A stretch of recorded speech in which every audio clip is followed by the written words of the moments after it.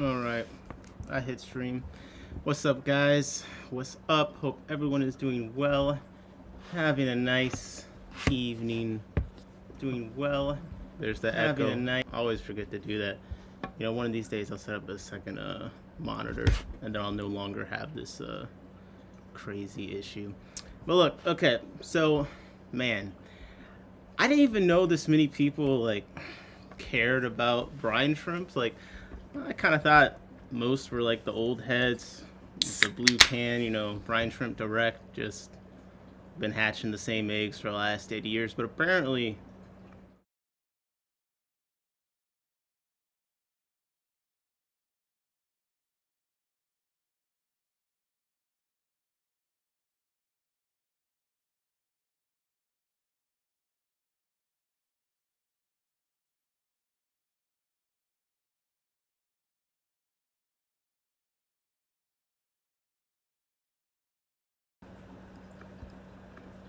oh my god, bro, no audio.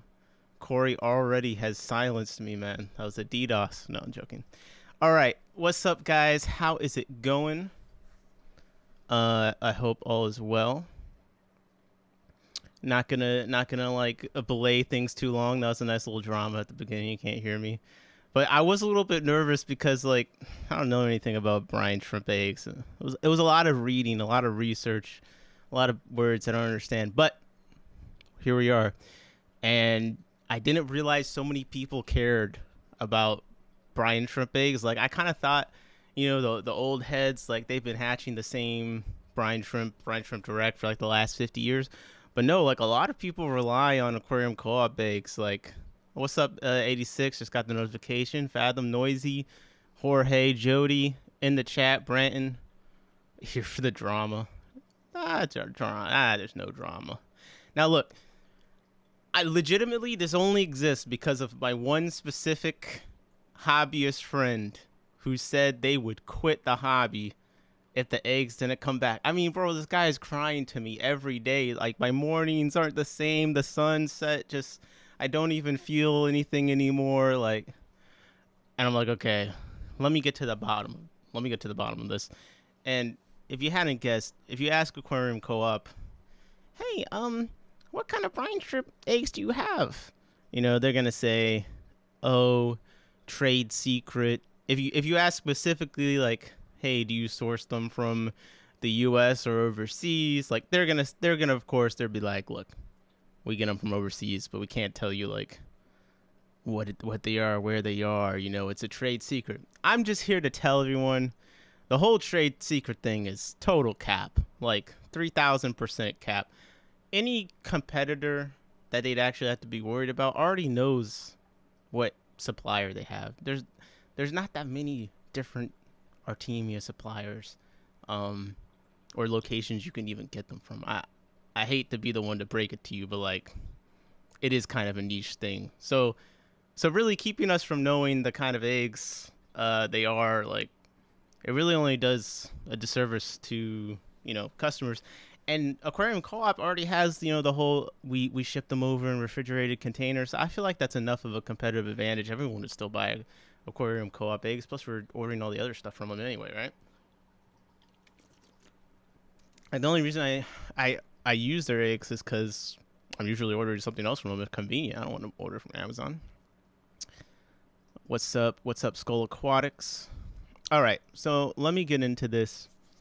I don't want to drag things out, but basically, I was doing some research, and there's one thing about Aquarium Co-op eggs that stuck out to me immediately when I tried to use Brine Shrimp Direct's 90% hatch rate eggs.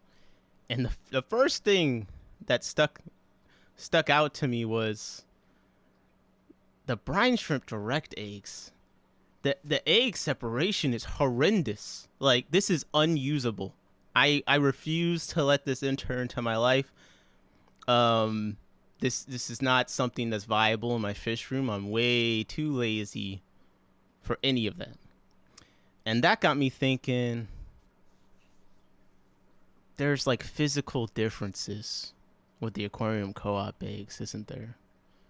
Which then got me thinking, all right, So there must be different location points and things, which of course got me thinking, well, where does Aquarium Co-op get the majority of their products from? Now, we're going to take a little trip over here. All right. I'm not great with directions, but you guys might be. You might know where this is. This is, as you can guess, another country. See Beijing, you see whatever. China, right? Now, less about China. What about the water there? Does anyone know what that's called? Anyone know what that is called? Well, this little section, this little water section, is called Bohai Bay. Now, Bohai Bay happens to be a big source of brine shrimp eggs. Okay? And I didn't want to totally reveal my methods, but actually I was going to do a slideshow so I could just, put up the information, but I'm so unprepared, I'm forced to just show you guys exactly the process of how I determined this. Okay? So give me 1 second to pull up the thing. We're going to walk through this together. All right? So, go over here. A site called Import Yeti. Okay. China Sea, Yellow Sea. Yeah, I mean, pretty much. Man's out here exposing people. Hey, this is all public information. Okay. So, Import Yeti is basically a company that goes through the work of doing, you can't really, get information on imports, for free. It's technically public information, but it takes a lot of work. But this company does it, and basically you can see some containers that people get in. So Aquarium Co-op, pretty much all of their business and products all come from China.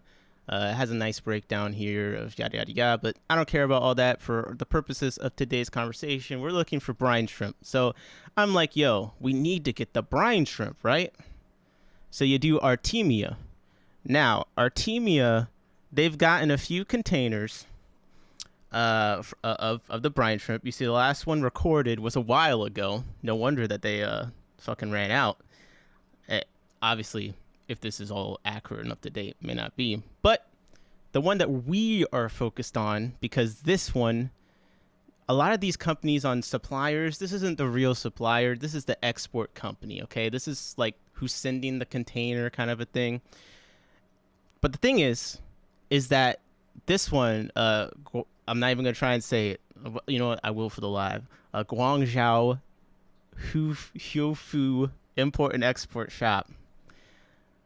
The lucky thing about this, oops, I had fishing friends in my copy and paste. You guys know where I'm shopping.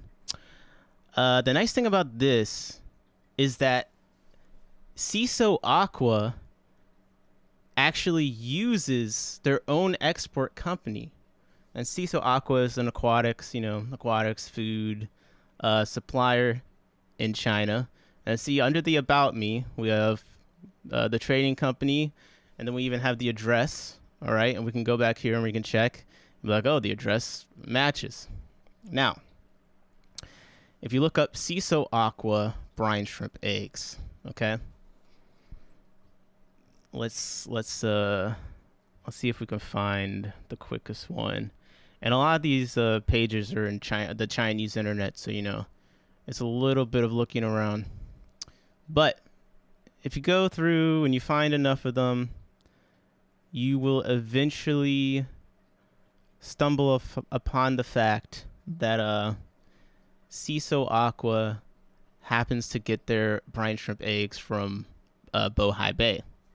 All right, and they got all sorts of brine shrimp products and stuff, but they get their eggs from Bohai Bay. So right now, where we're at is we know for pretty much a fact that Aquarium Co-op received 2 containers of brine shrimp eggs from this export company, which is also owned by this CISO Aqua, which seems to supply and sell brine shrimp eggs under their brand CISO Aqua. Now, that we're not stopping there. Because I don't necessarily know if CISO Aqua is their necessarily main brine shrimp supplier. The notable thing here is that these other containers, they're getting other products in. So I'm theorizing that this Shenzhen company is just kind of shipping them a bunch of stuff from different suppliers, whereas the container from CISO Aqua is only artemia cysts. So only artemia cysts. I'm pretty confident that that they got the brine shrimp from CISO Aqua and the Bohai Bay situation. Now, let's go to Google Slides. Okay, let's go to Google Slides, and I'm going to further this. So you guys are tracking me. Now, I happen to find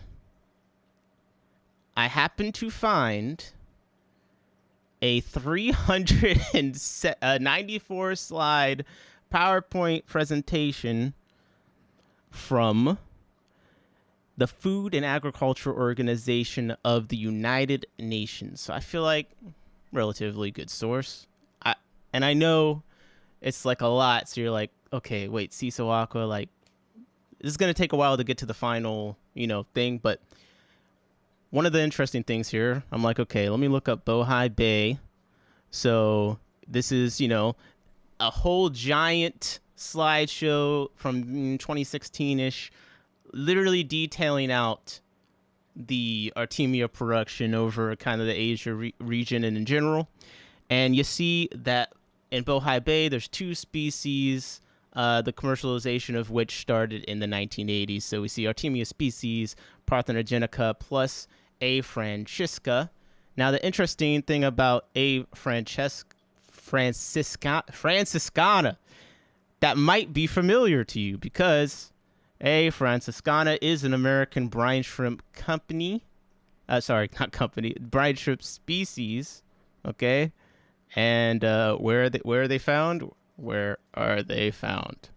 Okay. Coastal water, Brazil, and Argentina, Atlanta. Okay. Come from all over. And let's see, what species of Artemia are in the Great Lakes?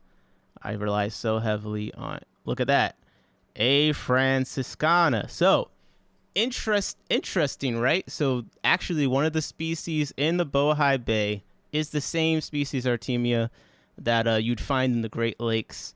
They were introduced there, but cyst production could contain eggs from both species.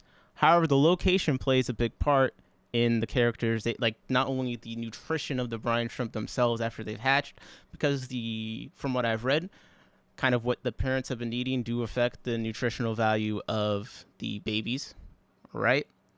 So, shit, Alex, I thought you were good, but Nick is next level stalker. Yeah. Well, we're just getting started.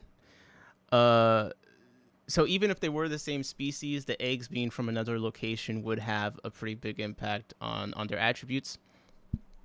And one thing is actually, you can see all these different cyst resources over here. And I realized that my head is in the way because I have this little thing here, so let me get rid of that. Anyways, I don't want to get on this tangent too long, but basically, okay, we have one company in China that 100,000% sent them eggs. We know that company probably isn't importing Great Salt Lake eggs from America over to themselves to then ship back to America. Like, I would have a hard time believing that. So I'd say it's safe to say any eggs coming from China probably were collected over there, unless I'm seriously like just wrong. But from what I've seen, but one thing that's interesting in here is you have different characteristics of Artemia cysts, right? And you see, size and stuff like that. So it's just interesting, like, there's physical differences when it comes to brine shrimp eggs. And even the pH that they can hatch in. And it's all sorts of stuff. I'll put the link to this in the chat, actually, if anyone wants to go through and read it themselves. It's totally like, it's by the United Nations. You can find this. It's not like some kind of top secret thing. So there's a slideshow. This is 394 slides of some kind of, industry presentations of all sorts of things relating to brine shrimp. I don't want to spend forever on that, though, because we're just going to go trust me, bro. But basically, all right. So Aquarium Co-op, we feel pretty certain that they've received a container from this company, or this company sent them a container. I don't know why they sent them someone else's brine shrimp eggs, whatever. They gained their brine shrimp eggs from China. Now, if you guys didn't know, a lot of things that come over from China is business-to-business sales. So basically what that means is the wholesalers, they'll have existing products, right, like brine shrimp eggs, and you will be able to buy in bulk, and have them shipped over to you. You can have them rebranded if you want. Like, you can work with them, but you're not, like, creating something. It's kind of like things that exist, and that's where Alibaba comes into it, all right? Now, if you look up Artemia and Alibaba, you're going to notice a couple of things, and this is important for later on when I talk about the eggs on Amazon. But you'll notice a couple things. One is they look a lot like the Aquarium Co-op brine shrimp eggs, for one. Two is that the hatch percentage on a lot of them is higher. Let me see if I can find, like, you see Artemia, 95%, right? Ooh, that's a big thing of Artemia. But 95%. Now, this is important because Corey has said in live streams that the suppliers they get them from advertise the hatch rate at a higher percentage than what they do, which is 90%. You'll see on the Alibaba suppliers, all of them is 95% Bohai Bay, Artemia cyst, and you'll even see the one big cost Aquarium Co-op has is they insist upon custom containers, okay? Custom containers for Aquarium Co-op. And, I think I found wholesalers for a lot of their foods. They don't come in the containers usually. That's something they've had to work out with them or bought separately, and then they repackage them themselves. But if we go to the brine shrimp, okay? Go to the brine shrimp. Okay, you see this bag? Well, every single supplier in bulk of Artemia cysts pretty much sends them in those bags. All right? Like, you see the cans and stuff, but notice the bag. Okay? This is like standard. Oh, can I zoom out a bit? Yeah, I can. Give me 1 second. I did have it super zoomed in. My apologies. All right. So that's important because we have to figure out, well, the suppliers, they got the custom containers, but like the variations they offer is only so much.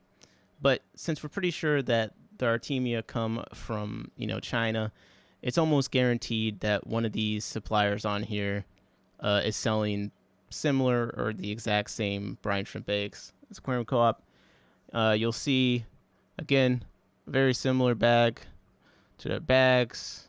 That's not really enough to do it on its own. What's really important is the Bohai Bay thing and the hatch percentage and that matching up. Now, another thing that's very interesting is talking about the characteristics of the Bohai Bay cysts. They're described as better separation. They're described as slightly bigger. They kind of act in ways that seem similar, very, very similar to the advantages behind the Aquarium Co-op brine shrimp eggs. Now, if you stay with me for 1 second, I want to just kind of go back into kind of the the market, right? Because it's important. Because it's not happening in a vacuum. The brine shrimp egg market is changing. It wasn't always that you could just get brine shrimp eggs from China. They couldn't produce enough of them. It's kind of a recent thing where none of this is shady, though. It's caught. Yeah, no one's saying it's shady. I don't think anything's shady about this. I will say, I think that I think every other brine shrimp egg seller has the location point that the eggs come from on it, like San Francisco Bay. I think that not letting people know where the eggs come from as far as that go is kind of annoying, because it actually affects whether or not it has the brine shrimp themselves have a better survival rate in more acidic water, or a better hatch rate. There's temperature differences. There's actual differences in your ability to have success with the brine shrimp based upon where it comes from. So actually, as a user, it is kind of annoying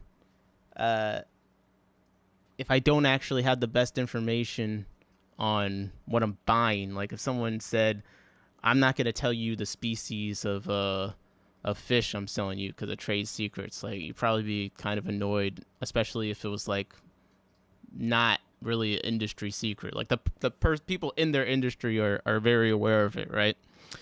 All right. Let me focus in on something here, and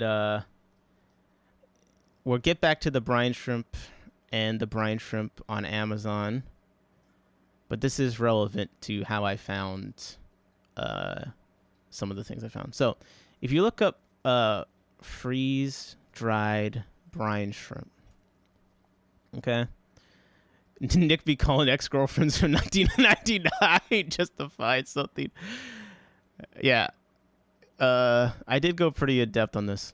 Now, if you look up the freeze-dried brine shrimp cubes, you'll notice they all look the same. Okay? They all look the same. They're all from these different stores. But if you notice, origin of country from these stores is China. Okay, so this is the same cube, even kind of container, but different store, country of origin. Well, it doesn't say here, but it's also China. You're gonna have to trust me on that. Now that led me to the big boss, Aquatic Food Inc. Aquatic Food Inc. Now they also had the freeze-dried brine shrimp cubes, but they also had every other product that Aquarium Co-op offers and will ever offer in the future. Now, you can't really find it easily on here because they used to be Aquatic Foods and Blackworm Company, and they were a nice little family-owned aquatic store company. I think around 2020, I see references to the owner giving the business to his daughter or something. But anyways, if you look at them on Import Yeti, we just do Aquatic Foods. You'll see they're another company that ships 1 billion things from China. All right. Even more often than Aquarium Co-op, or just as much. So, we know that these foods are coming from a manufacturer in China. But the reason why it's relevant to this and kind of how I figured everything out is, look, freeze-dried tuberflex worms, freeze-dried brine shrimp cubes, like 2 products exactly the same as Aquarium Co-op. What did Aquarium Co-op just introduce? What is one of their newest foods? Does anyone know? I'm going to actually look in the chat. And will ever offer, yes. Does anyone know what is one of Aquarium Co-op's newest foods? Anyone? Come on. You got to be as obsessed as I am, right? I can't be the only one. Well, one of Aquarium Co-op's, okay, we got Nano, Magic Food. That is one. Magic Food, Magic Nano. That is one. There's another one that is just as new, if not newer, that hasn't gotten as much hype. But they've actually recently added Aquarium Co-op freeze-dried bloodworms. Now, this company has the freeze-dried bloodworms. They've had them for a while. Let's see, bloodworms. But on top of that, you see freeze-dried bloodworms. Let's see here, freeze-dried bloodworms. Yeah, I mean, it's pretty much the same. You could only a few ways to freeze-dried bloodworm, right? Now, but the real interesting thing is that, again, we already saw all the same companies had the same freeze-dried brine shrimp. The other product they all had in common was the freeze-dried bloodworms. Okay? So, look, the odds that they all have the same, to me, being a coincidence, seems pretty low. It seems pretty low. But then, yes, of course, I did look up krill. And yes, they also sell what is essentially the magic feed with a slightly different formula because, Corey did, change some things, so fish meal wasn't at the top and stuff like that. But it's essentially magic feed. And in fact, there is one Aquarium Co-op product, food product, that Aquatic Foods Inc. has exactly the identical of. Like, the ingredients, the nutritional amounts match 100%. I'm going into my historical archives to pull it up real quick because I like I said, I wasn't as prepared as I should be. So we'll go back to the Google slideshow. So here are some comparisons between some Aquatic Foods products and some Aquarium Co-op products. Here they have, oh, that's interesting. An easy community slow sinking floating pellet. Okay. They seem to be on the same wavelength quite a bit. This was the one where I was really convinced because I was like, okay, there's a couple of, ingredient differences, stuff like that. But this one, oh, holy! This is the same fucking thing, bro. Let me zoom in. So this is the OG Aquarium Co-op fry powder, and this is Aquatic Foods Nano Fry Powder. Notice the title here, though. It's interesting. 55% protein. It's also in a little bottle. Trademark Aquarium Co-op feeding method. But then we look at the nutrition of it, and it's pretty hard. I mean, do I need to go line for line? So again, Aquatic Foods and Blackworm Company. Let me make it so you guys can see it. I just keep making it bigger so you guys can't see it. But the ingredients match exactly. 55% protein, 18% fat, 2% fiber, even the phosphorus, 1.3% phosphorus. Exactly the same. Exactly the same. Let me go over to the fry food. Now, although the percentages are exactly the same, again, there's some differences in the ingredients and the orders of them and stuff like that. When you're buying food in bulk with this, like you again, I believe that Corey has put work to make some things with better ingredients.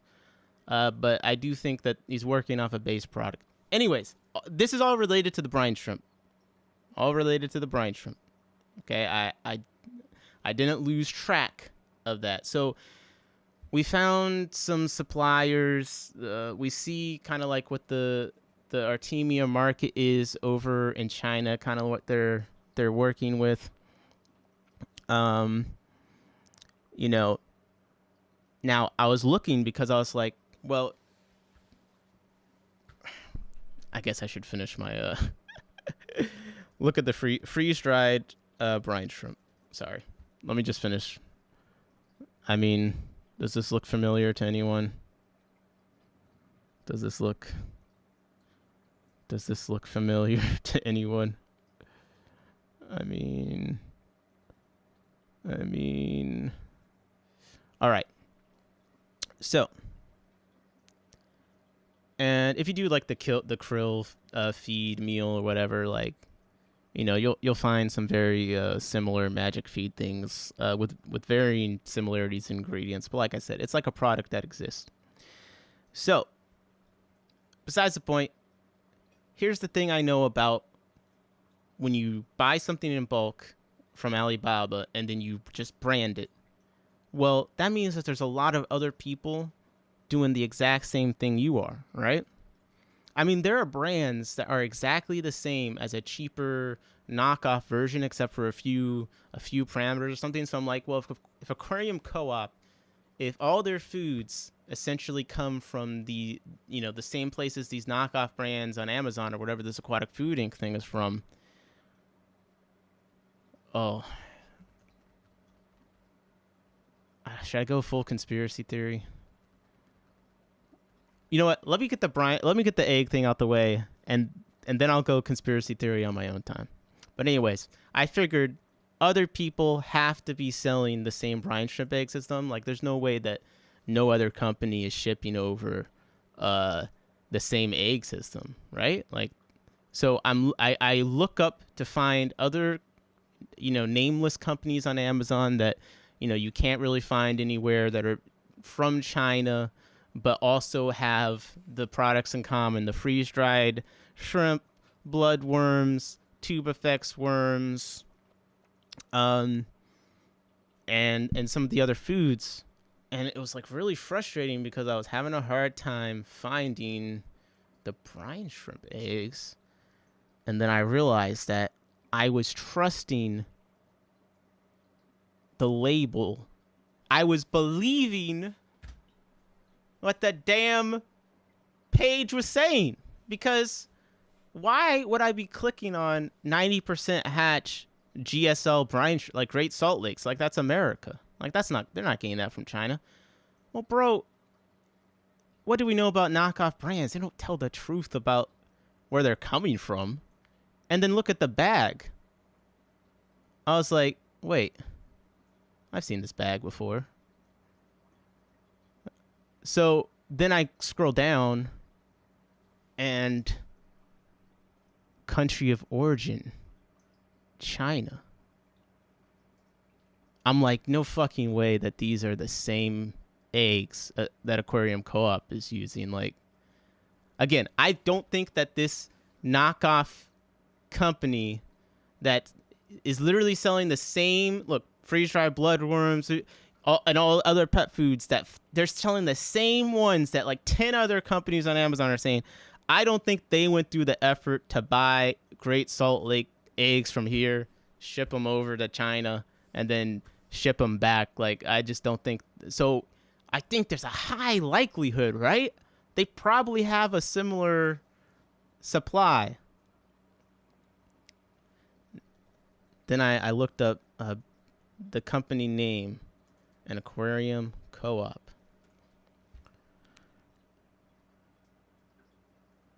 Okay.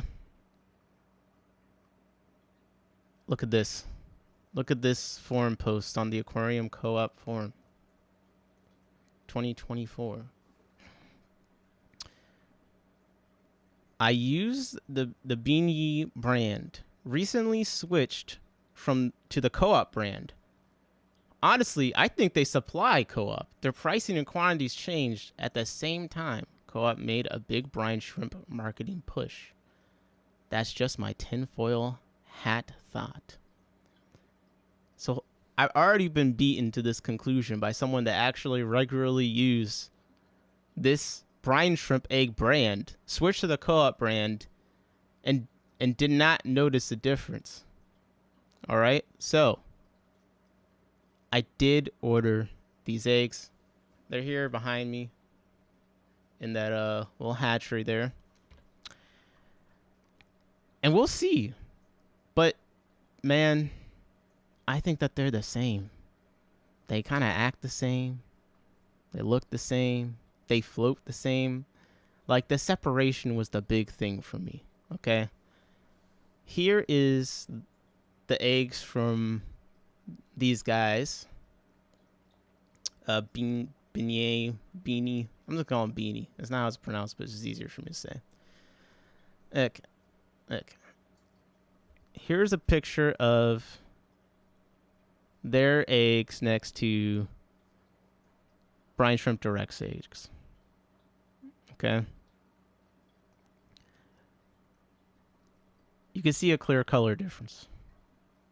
Here is how they look in water next to brine shrimp direct's eggs, which is how I kind of recognize the co-op eggs. Is they uniquely interact with the water. Like they float, they have great separation.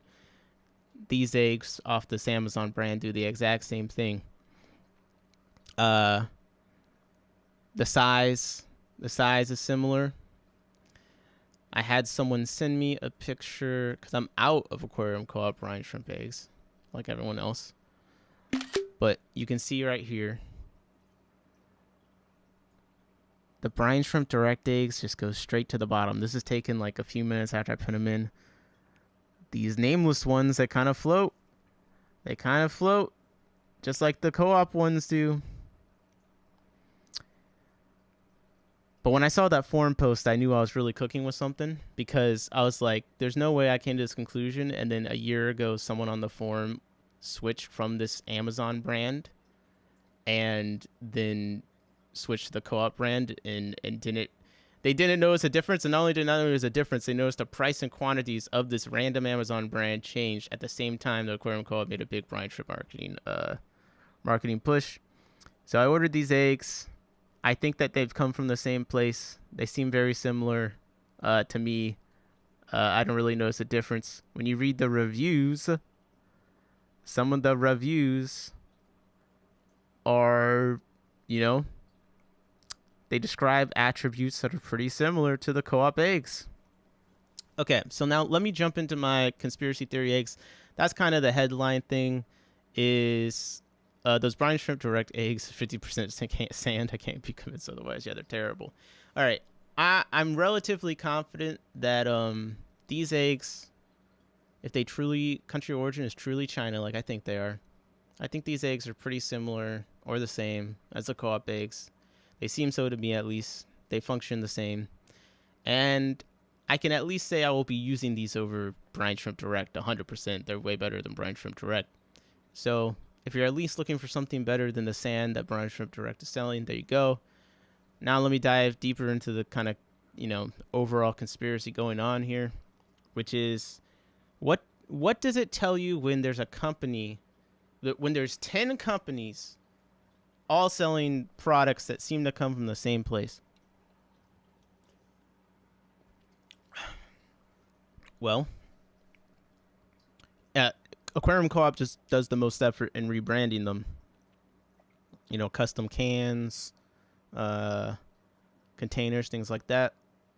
Well, it sounds to me like there's a company that makes aquarium food for themselves, but is selling either lesser formulas or just, the use of their factories to other companies for them to sell.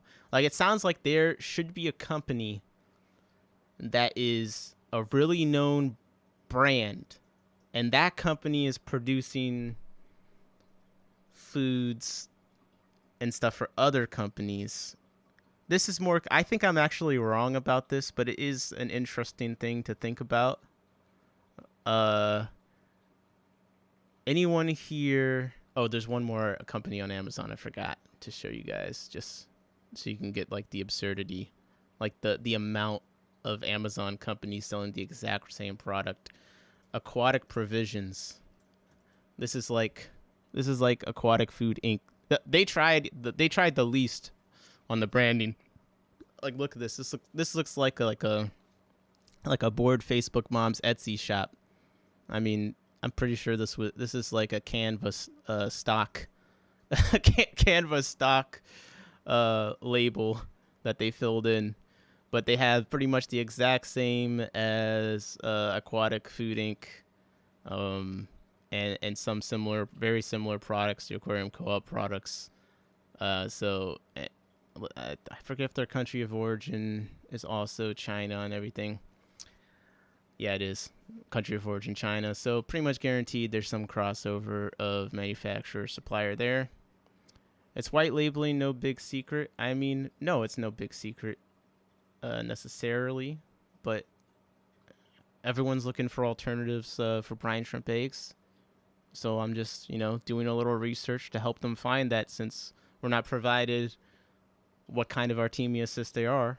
We're trying to find the closest comparable thing, right? It takes a little bit of extra work. Anyways, yes, white labeling. Nothing necessarily wrong with it, but like Bob said earlier, I believe it's just nice to know where your food comes from, right? I feel like he's 3 inches from the monitor. Yo, fuck you guys. Okay. Let me refocus. Right. So, anyone here a fan of Hikari foods? Anyone a Hikari foods fan? Fiber Bites. That's a good one. It just got me thinking. This is all about educating ourselves on how, the food and the aquarium industry is produced and all that. Now, this on the left, we got a Hikari blood red parrot plus. On the right, we have red parrot color. Very similar product and all that kind of thing. Do you recognize anything on the right? Probably not. That is a product being sold by Ciso Aqua, which is who we know at some point sold brine shrimp eggs to Aquarium Co-op. Now, the great thing about all this is, if I'm wrong, it will be very easy to correct me and we'll still all have learned. But, we're just out here guessing on our own. So, I'm happy to be corrected. I feel like we're relatively close here. But beyond the point, my conspiracy theory part is Hikari Foods actually has a lot of products that are extremely similar to a lot of these off-label companies on Amazon. Like, they got the cubes, they got the bloodworms, they got the floating community slow sinking pellets. Okay, Hikari Foods. And then I found that Hikari brand food products are made by Chiron Food Industries, which manufactures fish food. And kind of my theory is that if not Hikari, a company like Hikari that also owns some factories might actually just manufacture food for all these off-brand Amazon things and all these wholesalers on Alibaba. So, anyways, I think if you ordered some kind of artemia from China, from Alibaba, AliExpress, Bohai Bay, or something like that, it'd be very similar. Another thing that will tip you off is, again, 95% hatch rate artemia is what they always advertise over there, okay? And it's funny because on some of these listings, it will say it'll say 90% in the title, but then if you go to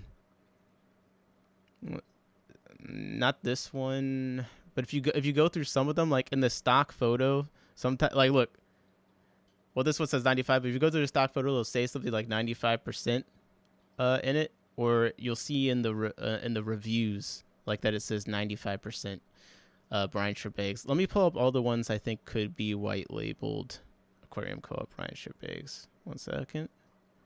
I'll pull them up. Are you guys hanging in there? Are you good? The video freezes, but the audio doesn't. Oh man, I'll have to look at that. Yeah, Aquatic Food Inc. I think is basically have a Aquatic Foods Inc. is a one-stop shop for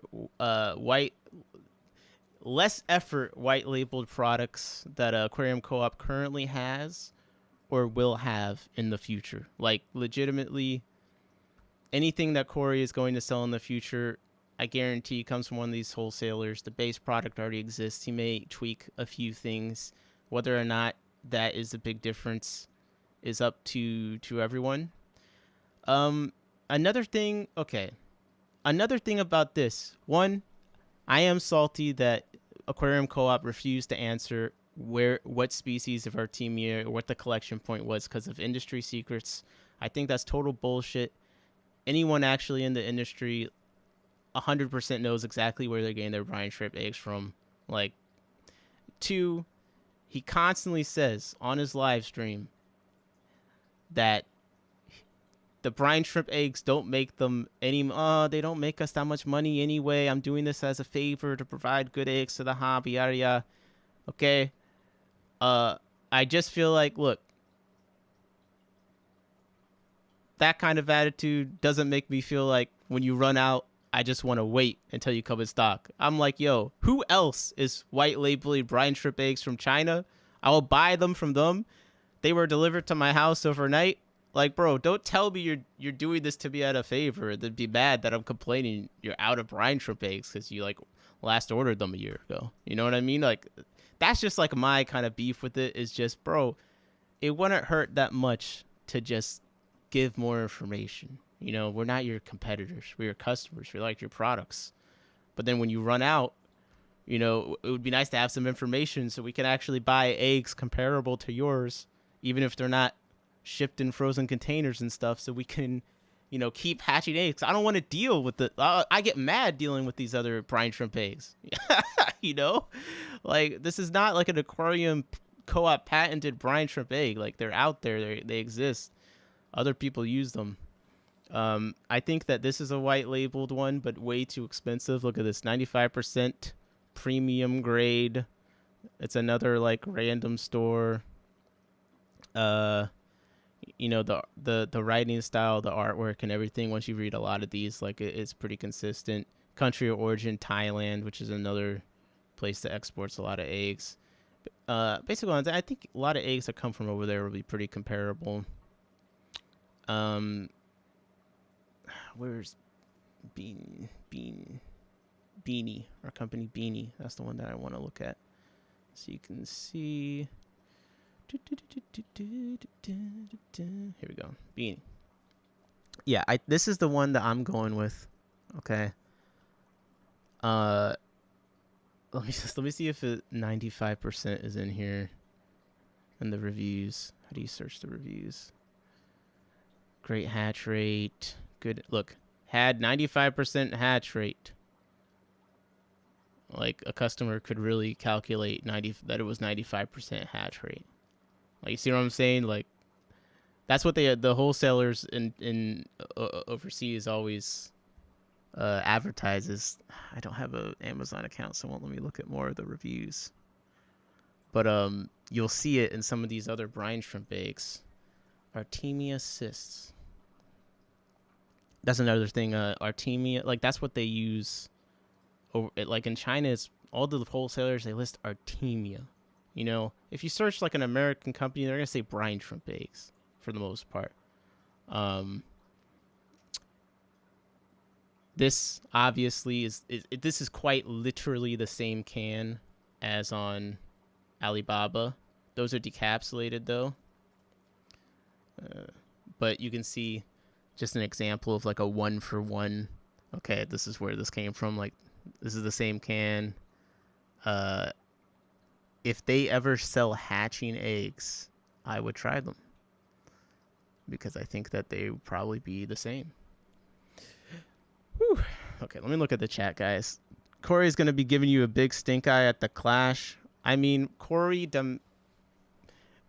will be fine. He's getting first-class tickets to the Clash. He's going to be too busy having fun with all his friends. He won't even recognize me. Like you said, if you're trying to help, don't gatekeep. Yes. That's my thing. I think Corey unnecessarily gatekeeps. Now, let's give Aquarium Co-op some credit, okay? I think that sounds like they treat their employees, pay their employees very well. I think that he's very open about the fact that they're white labeling and ordering stuff from China and coming over. Something like that's a secret. I think specifically like gatekeeping the kind of brine shrimp eggs or whatever. That's what like pissed me off. It's just like, bro, it's not some if all of a sudden the video is deleted, Nick is playing dumb, driving a green Bentley. Yeah, bro. Yeah, that would be pretty funny. Hey, I'm going at Dan's Fish next. Let me just hit up all the most popular, beloved figures. Joking. No. You know, feel free. I'm gonna go into the voice chat of my Discord. If anyone in there wants to give their opinion, they can hop in. But I just want to see what you guys think so far, or if you have any questions before I go any further. Just because I don't want to like be talking to myself too much.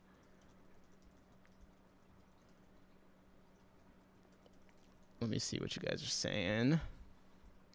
Cat house. You use vibrobites and algae wafers. Yeah. The magic small fish food. Just aquatic foods. Like do any krill fry, krill meal or something. I honestly stopped buying his when he refused to sell 1 pound cans. Yeah, basically his thing for selling the cans is like it wouldn't be any cheaper, and like for some reason it would be more expensive to bring the cans over if they were bigger. I mean, his whole attitude towards the brine shrimp is pretty like anti-consumer. I think it's a great example of like how Corey tries to cater to like the most beginner aquarists. Basically anyone that would be likely to comment on their Facebook page is like who they cater to. Can you check out the high-end fishing rod industry? I have arrived. Why not use magic feed? You can use magic feed. You can even use, well, let's do a price comparison actually.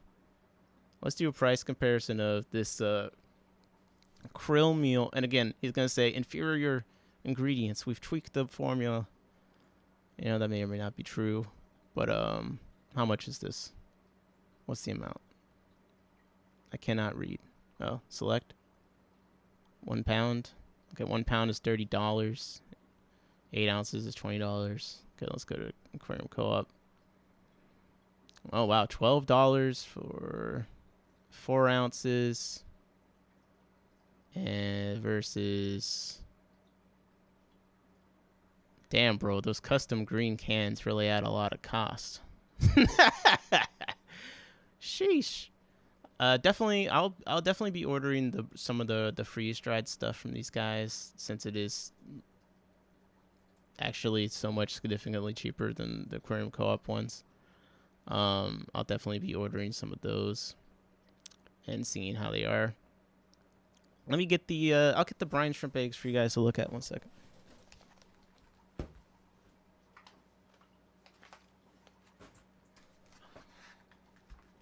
All right.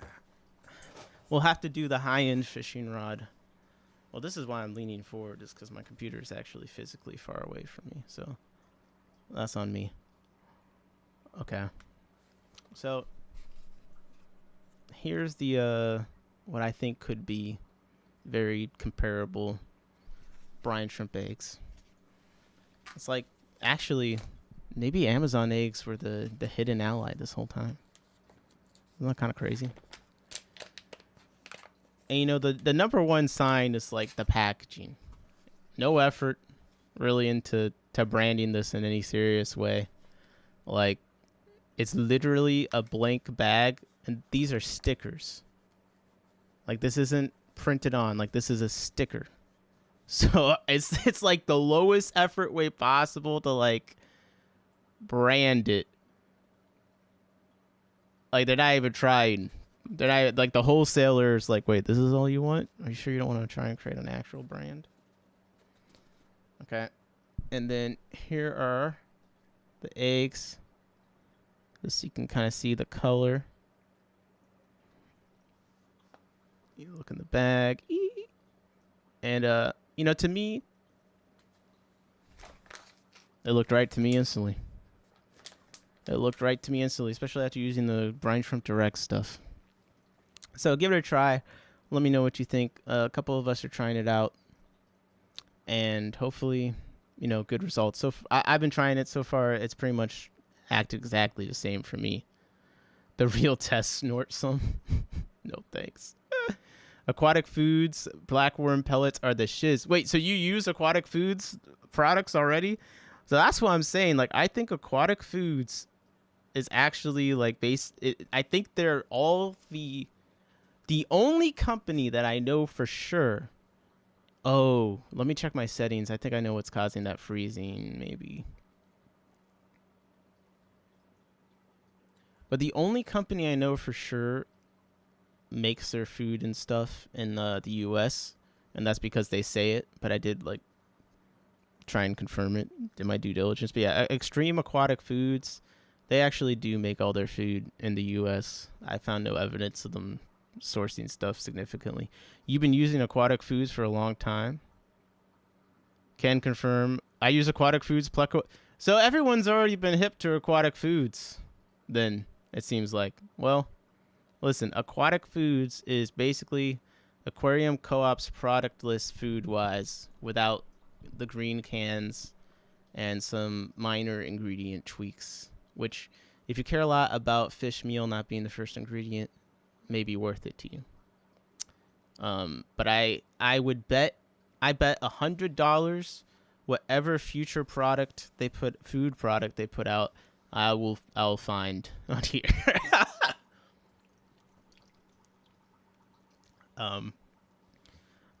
Let's see, floating community pellet.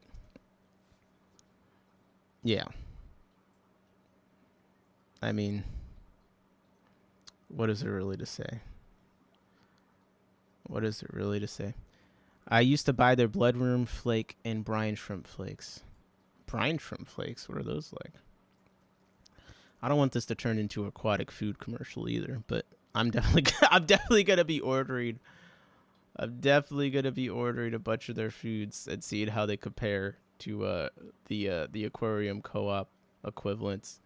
I'm curious if the brine shrimp eggs are gonna be. I haven't ordered them. Some other people ordered them. I'm curious if their brine shrimp eggs will be the same, or if these actually will be Great Salt Lake artemia eggs.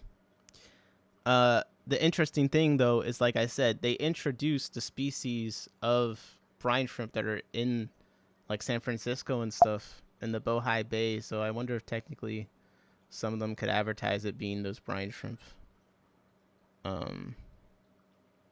Even if it's not really. But definitely I don't think these are from the Great Salt Lakes. That to me is total cap. There's no way. I didn't like their brine shrimp eggs. Well, don't order those. I need this company to put up their brine shrimp eggs that aren't decapsulated. All right. So recap. We went into the food thing, but recap is basically Aquarium Co-op. We go to their import history. We go to the bottom. We look at artemia. We see we see this company's been shipping us and try and chase down the time for that. But we see artemia. We see this company here. We Google that company. We see that this company is the export company for an aquarium foods manufacturer. Oh, their manufacturer is this, actually. Look at that. But yeah, so we know that CISO Aqua at one point supplied artemia with Aquarium Co-op foods. Sorry. Yeah, bro, am I getting DDoS right now? This is crazy.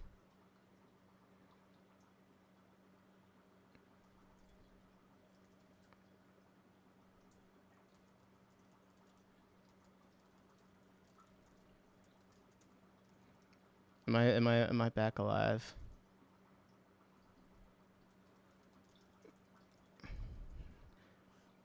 This is insane, bro. This is insane.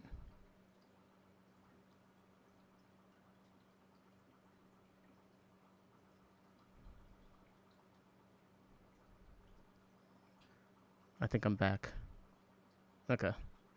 Whew. I was scared. I was scared there for a second. I was seriously scared there for a second. I thought it was all over.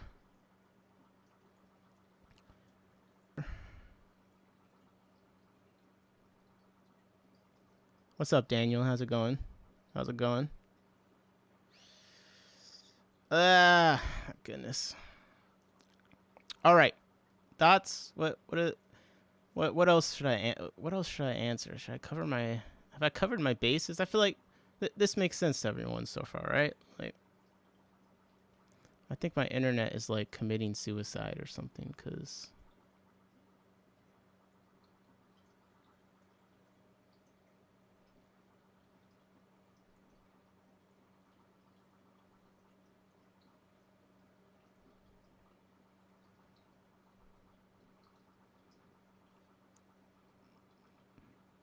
I'll try to change my bit rate and stuff, see if that works. What's up, Tanktickle Tooney? Stopping by in the chat. Hello. Okay, so that is basically what I got going on. Is Aquarium Co-op, CISO Aqua, brine shrimp from overseas. That's kind of what we're working with here. See if I can get my internet to work a little bit better. That would be nice.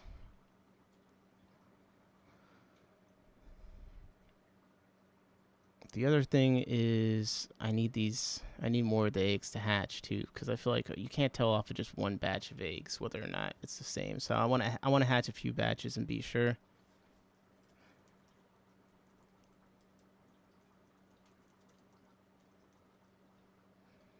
But after I do that, I will report back, and we'll be able to have a bit more of a definitive. Maybe I'll finally make that microscope purchase. I'll make the microscope purchase, and then I'll be able to actually come to a conclusion here. But until then, this is all just my best guess. Basically, what I got going on. Okay, I'm just making sure you can still hear me. If you guys can still hear me, even though my like frames are dropping, then it's not really that bad. Okay, let me see what people are saying. So we all seem to be on board aquatic foods. That's kind of interesting that people have already been using it. Actually, since I've been doing this, a lot of people have said that they're using aquatic foods and that they're good food, which I guess would make sense because it seems like they have the same foods as a lot of our favorite streams. Is the Aquarium Co-op effect taking down your stream? I know. Like I said, I shouldn't have messed with a competitive Magic the Gathering player, bro. He's hit me with the black rose, man. Okay. The other thing I wanted to say, the king is back. What's up, Empire Dirt? And I'm behind on the video. I'm new to the live hobby. Anyone use Hobby Artemis Hatchery?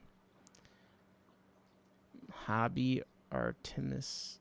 Oh, I think you mean this thing. I know some people that use this and seem to like it.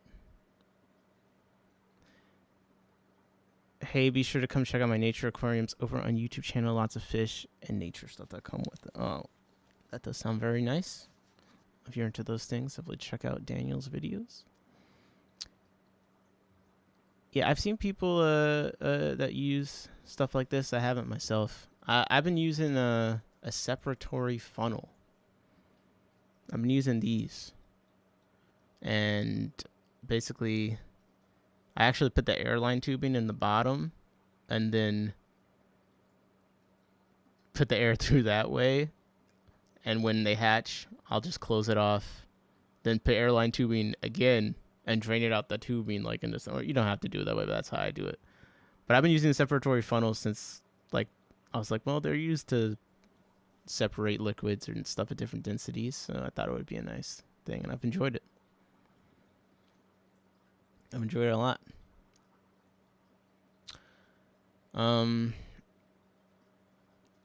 I think eventually I did want to kind of go down a rabbit hole and like identify a supplier of like every aquarium, like not just Aquarium Co-op, like every aquarium foods, like similar or equivalent supplier. Again, these are all just my best guesses.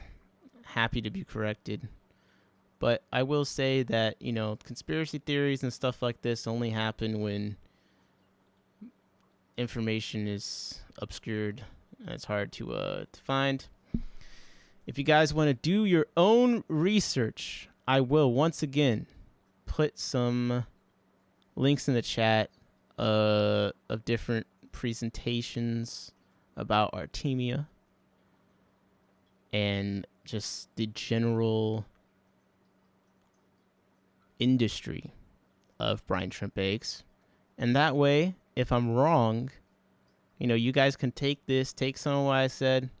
Maybe you can read better than me, and you'll be able to find the true answer that we're all looking for. That is why their eggs are so special. You know, what one thing I want to do with this kind of stuff is, hey, I showed you my whole process going through it. You can evaluate whether or not it makes any sense.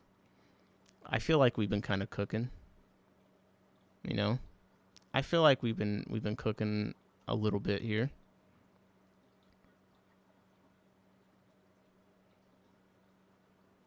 This is the picture that I was looking for earlier,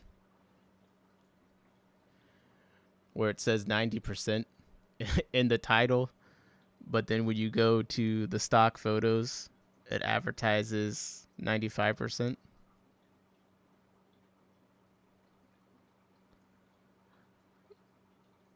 Dead giveaway. Dead giveaway. That's why I ordered these ones. Now, I don't know if that would... Some things change based on the size. So that's another thing you have to watch out for Amazon stuff is like the bigger sizes or smaller sizes could literally be a different product with some of these guys. So you really got to be careful. You really got to be careful when doing those kind of variations. Let's see. Am I missing any other research that I can put in the chat for you guys?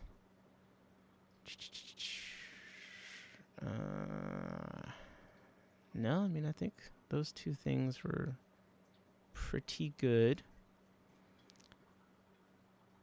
Steve, thank you for being in the chat, and we're chatting earlier. Let me know if you let me know, Steve, Jody, Daniel, 86 Element, Fathom Aquatics, SC, excuse me, Bob, Jeff, Noisy Aquatics. Have I been making sense? What do you think? Jorge, what do you guys think? Is this been making sense? Are we cooking? I want to always check in with you guys if I'm being reasonable, you know? But I feel like this may be basically the situation. I think might have been cooking here. The old forum post is what really got me. Branton, I see how it is. No, listen, I'm trying to read all the names. If you talked more, then I would have seen. I'm joking.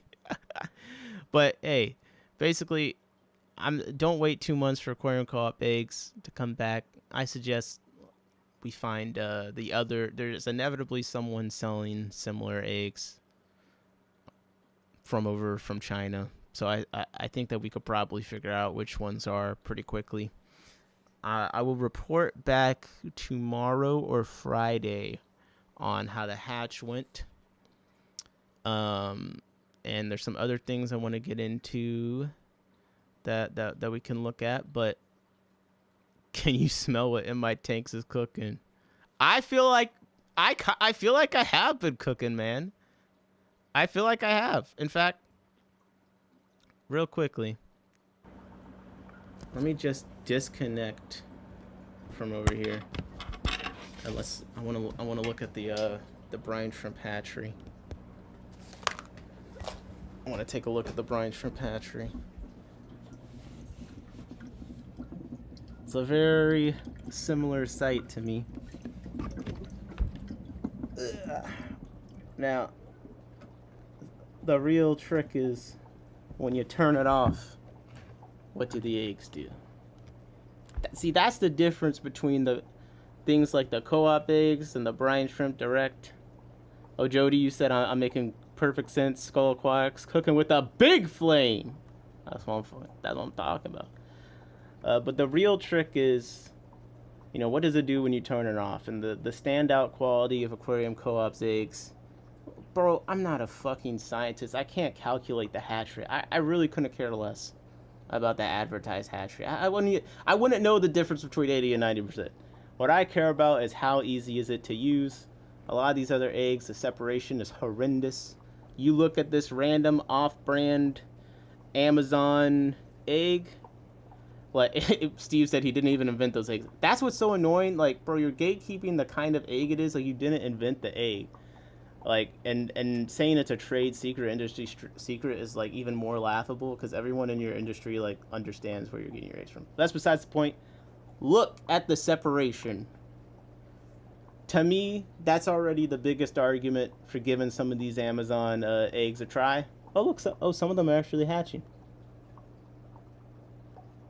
Okay.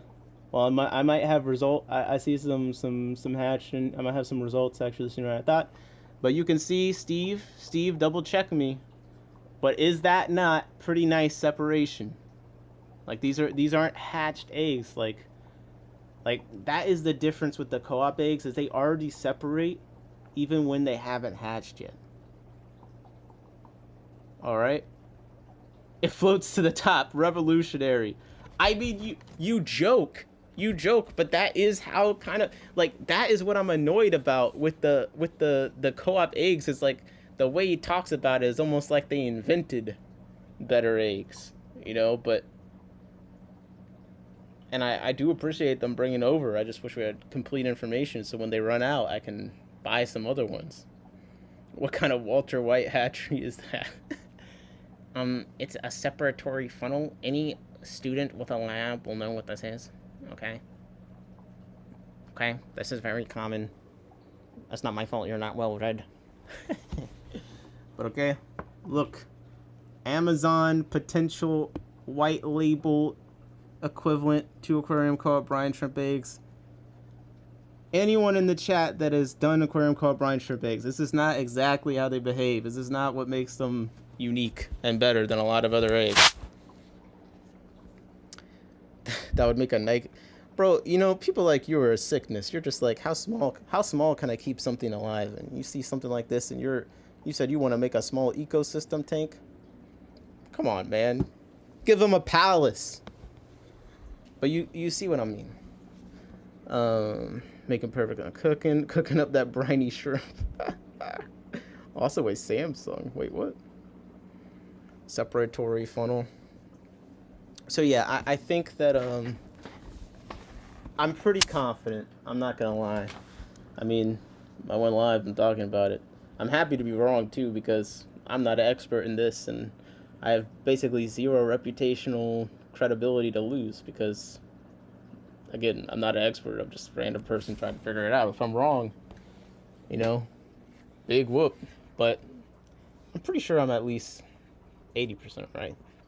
You know, at least 80% right. So I'll fully update. It looks like some of them are starting to hatch, but I'll fully update. I think I'm gonna be ordering from these guys quite a bit. That's a really green tank. Yeah, I got a green water tank, man. I've been feeding the Daphnia with it. Actually, that tank became green from me feeding too much magic feed. Kind of like this tank, like, I fed magic feed probably too much, and this algae just went crazy, but it's starting to finally recover. Although the super reds, I've started feeding more springtails and stuff like that, and the super red pluckos have been kind of going crazy in there. They're actually got a few babies of them. I see like 5 right now. Oh, one on the leaf. They're looking good. I'm out of the Galaris game right now. I'm sorry to say, Steve. I oversold them, and then I lost a pair, unfortunately. But I'm looking for options to get back into it. I'm looking for options.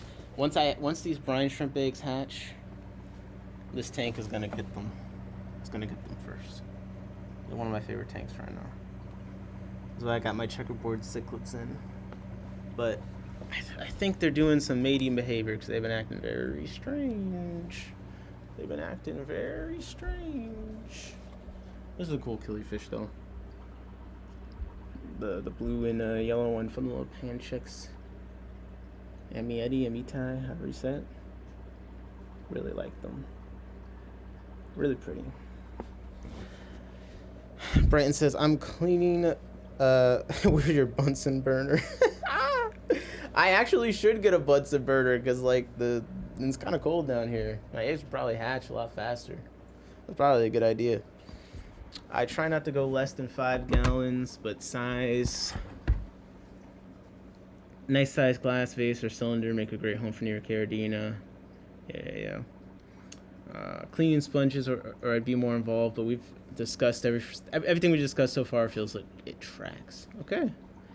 That's all I really want to know. I just want to know if it's making sense. And if I can show you my process, and we're all agreeing that it makes sense, then I'm not just an idiot coming on here. We're all idiots. Yeah. Oh my god, no fish. It's interesting. I have been thinking about the topic of what fish you could keep in a 5 gallon.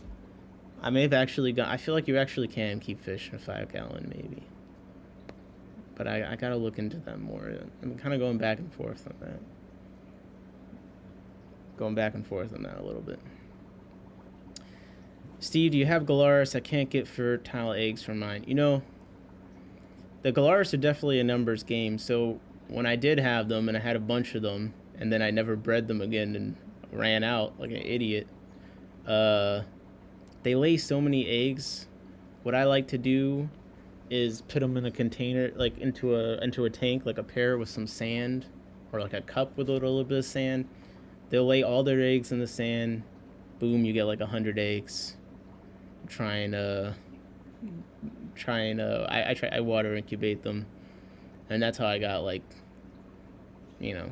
60 70 galars out of like 3 days worth of eggs. What's that red laser on your forehead? Oh, come on, man. I feel like Corey's more of like a samurai sword kind of vibe. Like he's in like a quieter assassin. He's a bit more civilized. I don't think it would be a red laser situation. I'd be extremely easy to assassinate though. I don't think you'd even have to put that much effort into it. You could just like cut the brakes on my car or something. Stupid is, stupid does, as Forrest would say. My God, bro. Hey, I did like 2 days of just all my free time was reading about this stuff, and because I did this live, I didn't do such. I haven't even shown like I've shown maybe like 50% of the stuff I was looking at, but the moral of the story says about the same. Go try some eggs that you know have come from China. Decent chance they're comparable, or at least better than that brine shrimp direct 90% stuff. That stuff is awful. I have a almost unused can. If anyone wants to trade for it for anything, I guarantee I won't be using it. I'm gonna be using the Amazon eggs. Okay. So if anyone likes the sand brine shrimp eggs, please take them off my hands. You'll get a great deal. I paid $50 for it.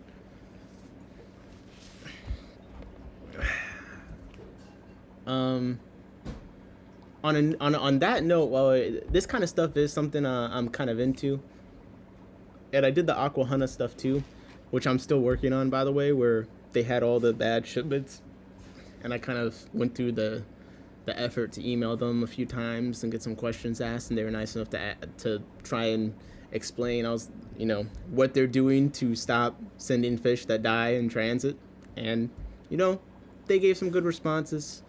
And I will do a test order I also have some secret shoppers that will be doing some orders from some different places around, and we'll report back to see if Aquahana's changes have done anything. And you know, I'm mostly the reason I haven't put any videos up is because, like, bro, I'm into the Isopod agenda. Like, I did have some videos, and I might do some videos in the future, like some more common fish, but like the things I'm into, you know, it's taking me a while. Like, I don't want to make another Isopod video that's like not informative. I want to talk about the taxonomy and how to try and identify some. Well, guess what? It's like extremely difficult. So it's just been taking me a while. The live streams have been nice because I can talk about things like this. And it's kind of led me into wanting to do like what I've been calling fish journalism. I just feel like I want to ask some questions, see if I can find some answers. And if I can, I will email the company and ask them for a response. Unfortunately, Aquarium Co-op, their response when asking about the brine shrimp eggs is trade secret. So I had to come on and do my speculation because they offered no answer. All right. And if you look, if someone tries to go, oh, you never emailed us. Well, no, I didn't email you under my name. I've never not had losses from Aquahana. Oh, that's sad to hear. But unfortunately, that is some people's experience. You check out what we did with Aquahana. Long story short, they have changed which center they're shipping things out of. So now they're driving 3 hours to ship their fish because the center they were using were not able to process the packages quickly enough. And then there's some other changes that they're making to try and improve the shipping, because my feedback to them was that their shipping results were extremely inconsistent, and I thought that kind of reflected what was probably a bad standard process. I've had good shipments from them, bad ones, but they have changed their process entirely. And just by function of them using a different thing and having to drive 3 hours, they're going to be forced. Like, that's not something you do if you don't think it'll make an improvement. It's a lot of extra work and employee hours. And, you know, you have to change how you do your shipping schedule around the fact you have this 6 hour back and forth commute. So, you know, I believe them that they are actually making changes. I believe they did not downplay the reports of dead fish. They said that there has been a lot of frustration, which I appreciated. So I'm going to make an order sometime in the next few weeks. And a few other people are going to make some orders where it won't be obvious that it was connected to me. And we will report back and see if there's an improvement. Because in the past, even with a sample size of like 6, I'd probably have some dead fish. So I don't think it takes that many different people ordering from them to get an idea of if things have improved, sadly. But I will say Aquahana's customer service has always been fantastic. Never had a problem getting refunds. And the back and forth, they answered a lot of my questions. They actually watched the live stream. They mentioned in emails to me, like, comments in the chat that they saw. So I got to give them credit for that. We will see if it's all just talk, though. I'm now sponsored by Amazon white labeled brine shrimp eggs. My cherry shrimp came from Aquahuna, paid for the fire reds. Really nice shrimp. I have almost 100 at this point. Bright, shiny red shrimp. Oh, very nice, very nice. I need to try some shrimp from them. I was thinking of ordering some crystal shrimp. I was going to order Hillstream loaches from them. Wow, bro, I'm right here with Hillstream loaches. I'm just gonna not buy local. But their customer service is great. I figured I'd just order from Dan's Fish at this point. Pay up for the good fish. Or just go back to the local fish store. Okay, guys. Do you want me to do Dan's Fish real quick? Because I have some questions about Dan's Fish. Do you want me to save it for another time, or should I just quickly go over it now?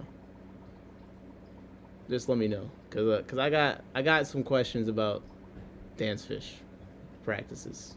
I have some questions.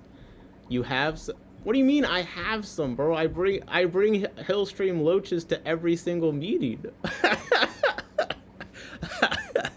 I bring single Hillstream loaches to every meeting. Yes, I have.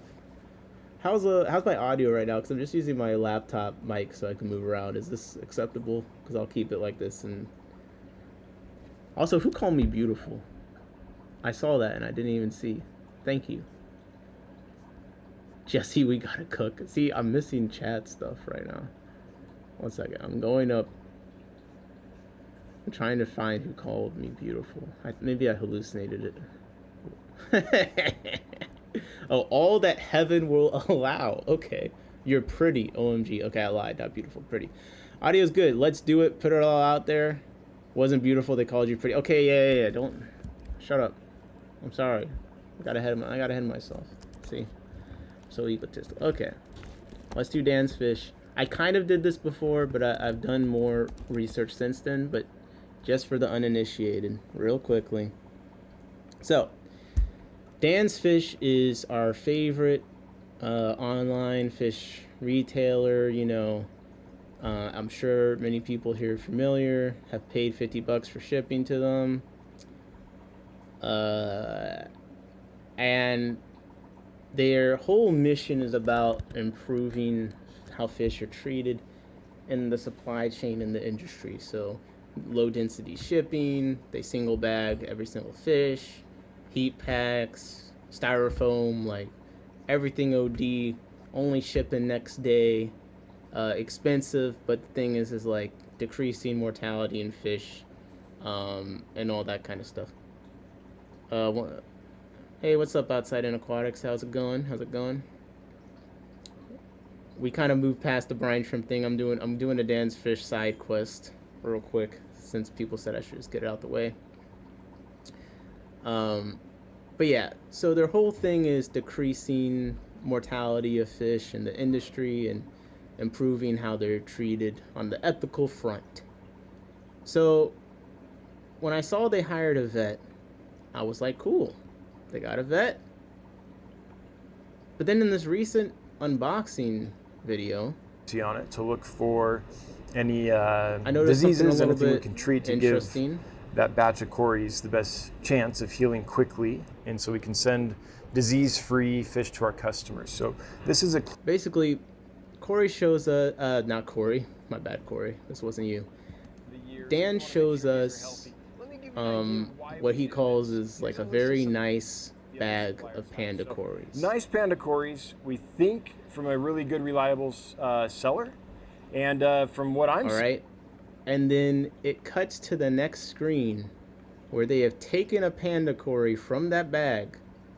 Anything we can treat to give. Going to get these slides here together so they could do a necropsy. We can send disease-free fish to our customers. So this is a clove oil solution.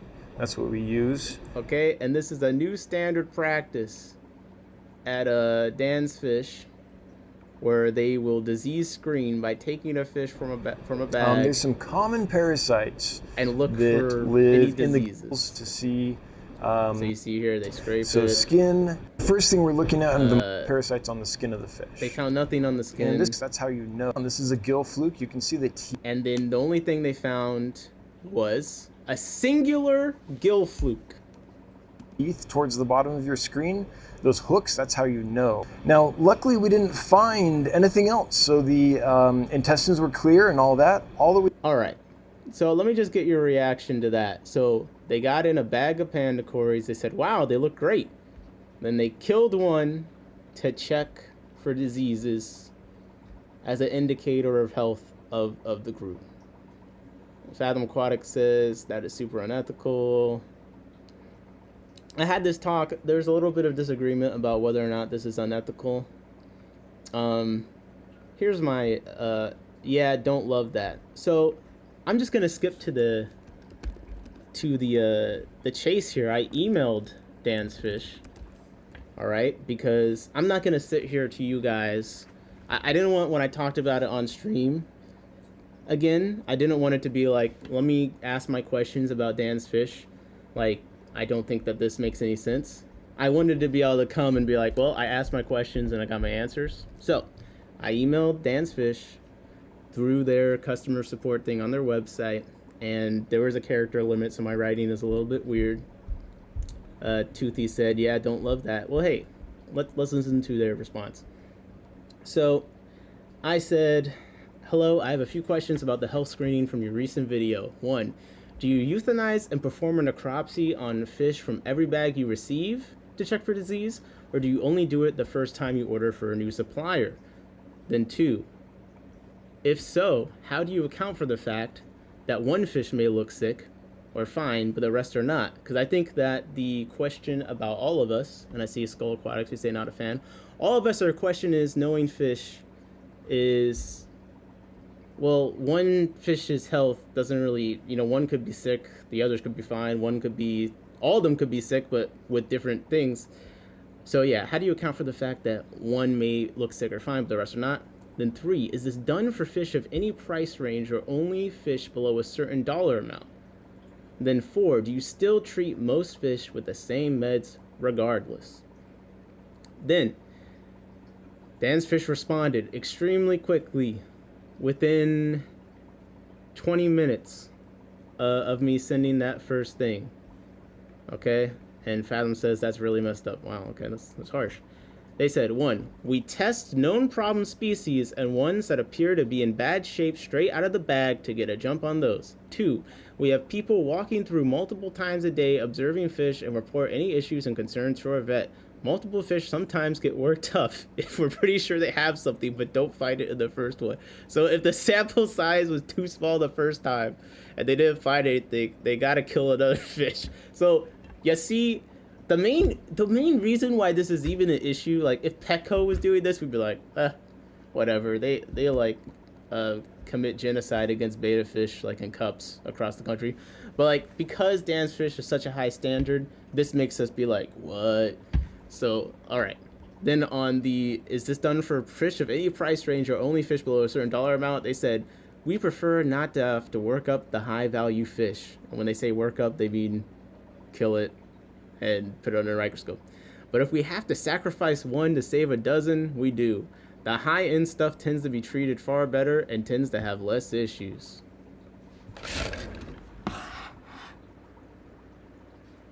Where are my high-end fish buyers at? Have you ever seen a $200 fish in the store?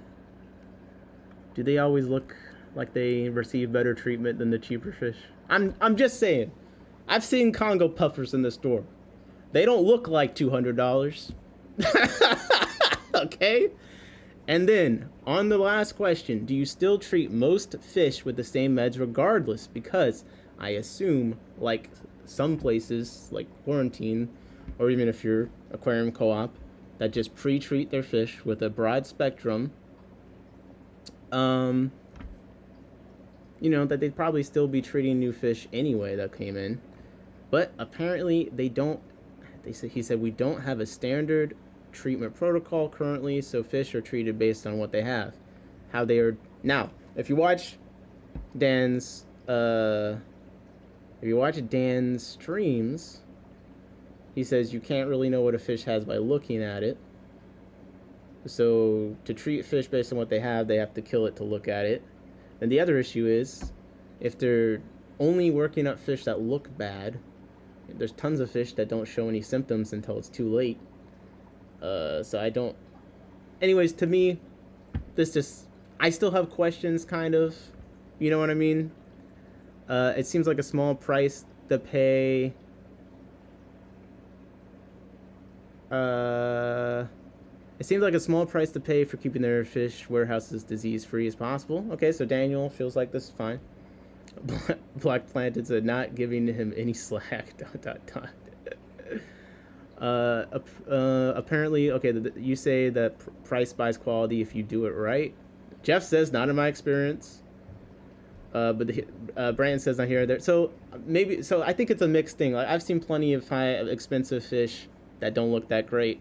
But some people are saying that they think that is true. So okay, maybe that part is true. Steve says, the thing that got me about Dan's Fish is when Eric said one fish showed up so beat up he had to email and ask why they would be up and start healing, and they shipped them. If they're bad enough, Eric complained, I feel like it's bad. How do you charge a premium and not sell premium fish? Okay, so So Steve is describing a bad shipment. I mean, everyone might have a bad shipment here and there, but I get what you're saying.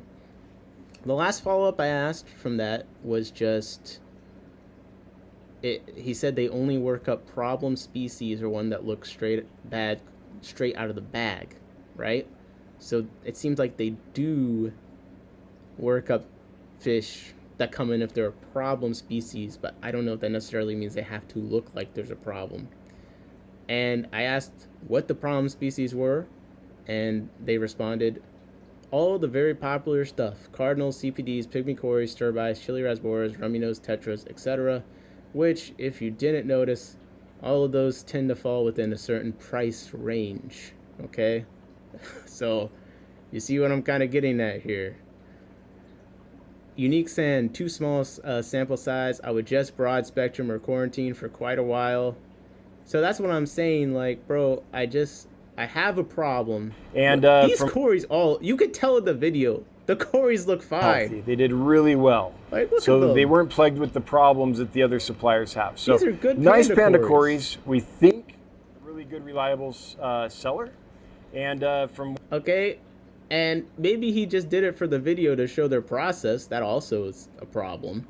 Disease-free. But I mean, it leaves a bad taste in my mouth to see a fish killed to find a singular gill fluke that maybe even without treatment wouldn't become a problem. But if you just did a broad spectrum thing, now the argument against that is, and I understand it, is basically you don't want to create resistant strains and all that stuff. So I think that's a fair argument, and people can hash it out. But to me personally, on its face as this is, their response doesn't necessarily make it make sense to me at all. I feel like it leaves a lot more margin for error than just treating with a broad spectrum thing. Yeah, I've even seen them, like, some fish they just treat with salt in like an old dance fish video preemptively. You know, I feel like that would even be better in some ways. Fathom, Jody said, I have yet to have a problem with Dan's fish. Fathom says, I see a problem with Dan right there in the video. Come on, man. I've had great success. Steve says, I have great success with Dan's fish, and certain fish I think are worth it. Some are just absurd. Jody says, I understand that, and I agree, Steve. So, I mean, what do you guys think about this? Like, am I being reasonable for having questions? Do you feel like the response clears it up enough for you? To me, I question the effectiveness of this as far as the fish's health goes. Now, if you're saying you just don't want to create resistant strains and stuff, then that could be legitimate. But I think less fish could potentially die in some cases if you just did the preemptive treatment. It's kind of how I'm feeling. Jeff Kane says, I have had problems with Dan's fish. Some reported, the vast majority not reported, as Dan used to state in his public streams. 3 strikes and you're banned from purchasing. What? So wait. Dan's fish is so obsessed with their success rate that they list it on their front page. And yet, if you happen to legitimately, in good faith, order from them and get a bad experience 3 times, you would just be banned from buying. That does seem to, besides the fact that Dan is extremely popular, so I think shit-talking him would probably get you a lot of negative attention anyway. Yeah, saying that you'll ban people with three complaints. I mean, I kind of understand as someone who sometimes ships and sells things. So I'm not going to sit here and say I think that's totally unreasonable. But, again, it is something that is interesting. I sort of question. Because, like, what if you've ordered from him over the course of, like, 7 years, and you're like dual income, no kids, you're just ordering fish all the fucking time, and you just happen to have 3 bad reviews, because maybe you've had 20 good reviews, but you leave 3 bad reviews. You're just someone that reviews everything, because lots of people don't even review either way. He used different wording, but that's the end result. But I think 3 strikes and you're out is kind of interesting, especially when you're percentage of positive reviews is such a focus of your business where it's the front page. Nick, after the stream, please make sure you share your phone location with friends and family. Empire Dirt Aquatics, Black Planet said, never heard of that. I've heard him say if someone has a problem or is unreasonable about discussion, what happened. Yeah, so maybe we need to double check the facts on that ban thing. It might not totally be like that. So let's just strike that from the record. But what is legitimate is you said you've had some bad experiences. So does that also raise the price by? That's a good question. Is the price well? Not really, since apparently they only do it with cheap fish. Which again, I understand, but like now you're in a place where you're preemptively euthanizing cheap fish before you'd preemptively euthanize expensive fish, which to us, I can't sit here and say that doesn't make sense financially. But if we look at it on a moral standpoint, how many good people have told you we will happily let one die to save the dozens? I'm just saying, historically, how often has that been a phrase associated with people who impact the world positively? I'm just saying. I'm not calling Dan's Fish a dictator or anything, but...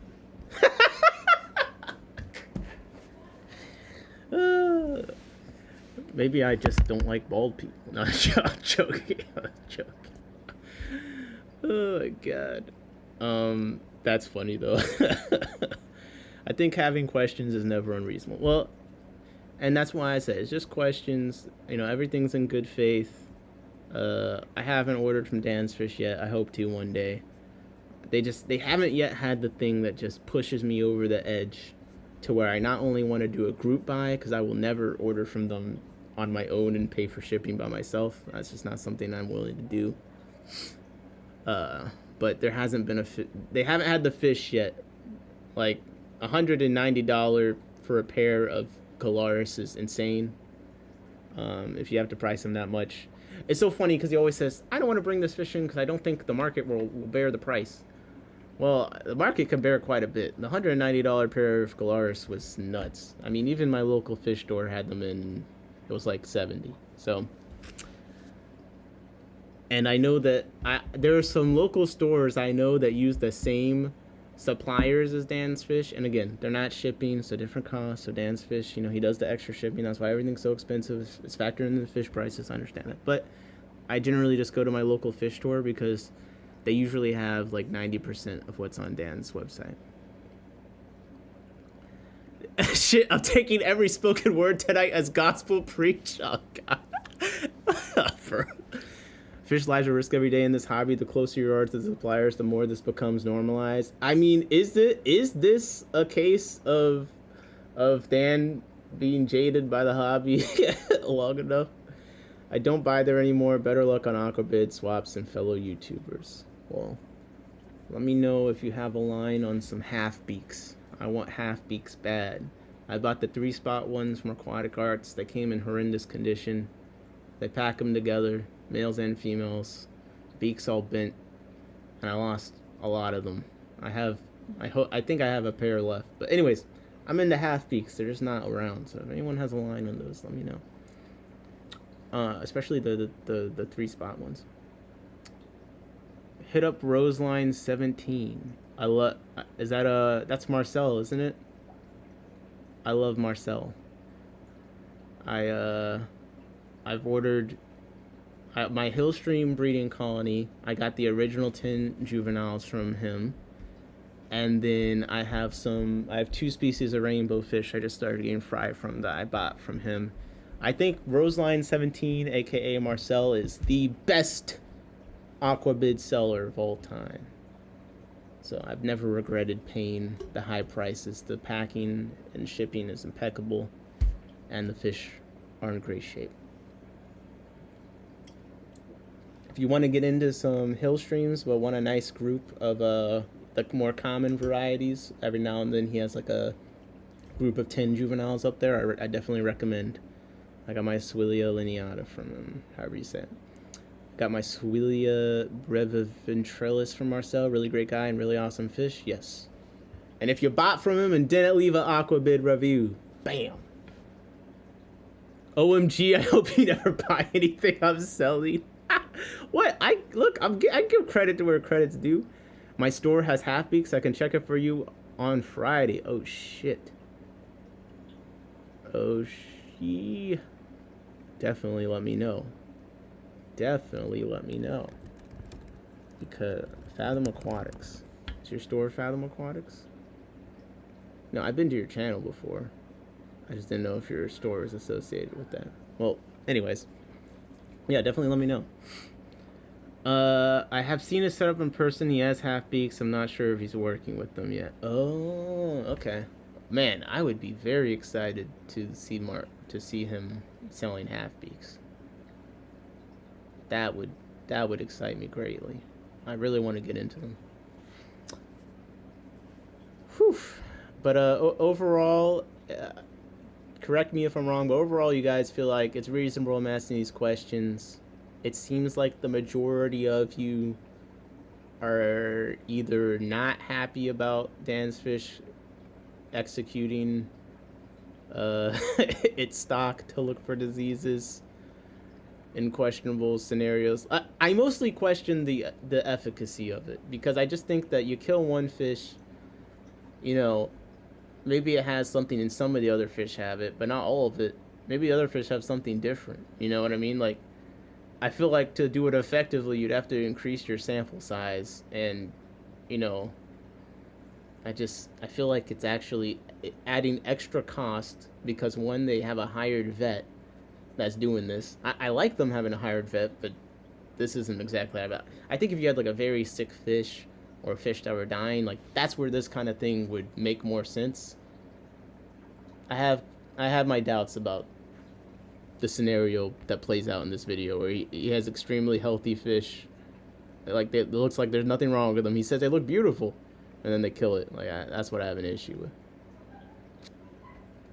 Aaron says, I think your takes are too hot. Cut Dan and Corey some slack.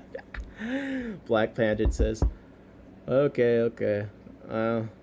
I mean, I hope Nick never buys any of my fish. Next thing I have a Darkson Dan follow you around. Bro, I hope you got... Why aren't you subbed to Fathom? Because, well, I have multiple accounts. So, like, the In My Tanks account, like, if you look at my In My Tanks, like, I don't use this account to watch YouTube. I should be subbed to him on this account, but, like, usually I'm an incognito when I share my screen. But, I don't use this to watch YouTube videos, so that would be why. But, you know, I need to be called out like everyone else, too, so I don't mind. He subbed to me before I saw it. Okay, so that was, yeah. No, okay. You know what? You guys are right. Let me do some positivity. Okay, let me do some positivity. Let me... Oh, man, what do I have something positive to say? I directly emailed Marcel to buy from him. My LFS is crap. I'm sorry to hear that. I'm blessed to have some decent stuff near me. But I just think being critical is, like, important if you want things to improve. You know what I mean? Even if it's already good, like, you gotta be critical. If you don't ever say anything, then nothing will ever change. It's like, I kind of caused some drama locally with my local aquarium group because, you know, they're doing some shit that was obviously terrible. And I talked to many people who agreed with me, but no one wanted to say anything because it's too much work. So, you know, I said something. And it's been a day or two, and I'm seeing some signs of some results from that. So, you know, someone's got to be the villain. I'll be the villain. Black Planted, all good if people... Well, this is Jeff responding to Black Planted. All good if people enjoy the services from either, continue using them. I'm at the point of ordering if there's not another source. Whoa, what happened? Do you guys want to go over... Do you want me to expose my own local fish club on stream? I know we said we were going to do something positive, but... You've been enabling me so far on everything else. I could share my complaints. So. I never want to be someone that's like, Nicholas only complains privately. So, see, that's why I bring things to the public. Because then no one can say I'm talking behind their back, you know? Where's the positivity? One of the local fish store here has platinum. Which store? Let her rip tater chip. Maybe throw one punch at a time. Bro, do you not see the stream where I went out like 5 companies on the Bacter AE stream? Holy. But on that stream, even the people that like Bacter AE were agreeing with me by the end of it. So I felt like, all right. I'll give you guys the tea. I'll give you the tea. You never gotten a local aquarium club drama like this. I'm gonna have to share another screen for you to see it. Yeah, we still listen. I think we still like Bacter AE. We all landed on the right page with that, where it's just, you know, it's a very specific product that people that have no business using it are using. So I think we came to a good place there. Okay, so I caused a little bit of drama recently with the local fish club, and I think this is like dramatic enough that those not engaged can be involved in. But basically, I'm part of this club, Aquarium Club of Maryland, right? Great club. There you go. There's the positivity. Now, I was very briefly on the board for this club. I feel like I didn't do a great job. You know, I left the board. I felt like I wasn't really contributing. Someone could do my job better. But one thing I was frustrated about on the board was it was extremely difficult to get them to try new things, because I feel like the club system is relatively broken. You have all these clubs. They don't try anything new. They don't do anything to bring in all the people out there siloed that keep fish but have never gone to a club meeting. They just are useless. Clubs like Greater Seattle Aquarium Society, all these clubs, they'll have like $40,000 to $100,000 in the bank, or even just $20,000. Bro, you're a nonprofit. Like, spend the money. Oh, you know what? Before I even get into my aquarium drama, this drove me crazy, bro. The James River Aquarium Society, dog. They're doing their 3-speaker half-day auction, but you gotta pay for the lecture, even if you're a member. And then you can only get the Gary Lang rainbow eggs if you pay for the lecture. They're doing a special lecture auction. Bro, this is what the club is for. Just pay whatever it would be to get this. I think that this is ridiculous. Like, the benefit of being part of a club is getting access to these events and auctions, not being able to have the privilege of listening to Gary Lang speak and auction on his eggs. Like, I just feel like this represents the hero worship problem this hobby has. But back to my club. Okay. When I was on the board, I thought that it would be great if we did an online auction. Hear me out. Why? Well, our club auctions have like 1,000 lots. They're on Sunday evening. Many people have to drive an hour plus to get there. And no one wants to sit for 4 to 5 hours through an auction and then drive home, especially when like 100 of the items are plastic plants. I could not get them to try the online. I just wanted an online auction with pickup at the meeting. We do the meeting as normal. We have a speaker. Then we actually have time to hang out together and talk, because I never get to hang out with my friends at the meeting because the auctions go on for 3 years. They're like, no. They come up with a million excuses why we can't do online auction. I write like a 3-page plan. No. They're like, we have to ask the members first. They do a Facebook poll. Of course, all the old people that never come to the meetings anyway were like, I'm going to have a heart attack if you put the auction online. All right. Imagine my surprise when I see that the club is doing an online mega swap. That's weird. I don't remember seeing the Facebook poll. Not only that, to list your stuff in the swap, as a member, you have to pay $20. Well, as opposed to when it's the auction, you know, the club gets a 30% cut, but you can at least just list stuff if you only have 1 or 2 fish to get rid of, right? Well, not only does this take away the positive part of a swap, which is the in-person aspect,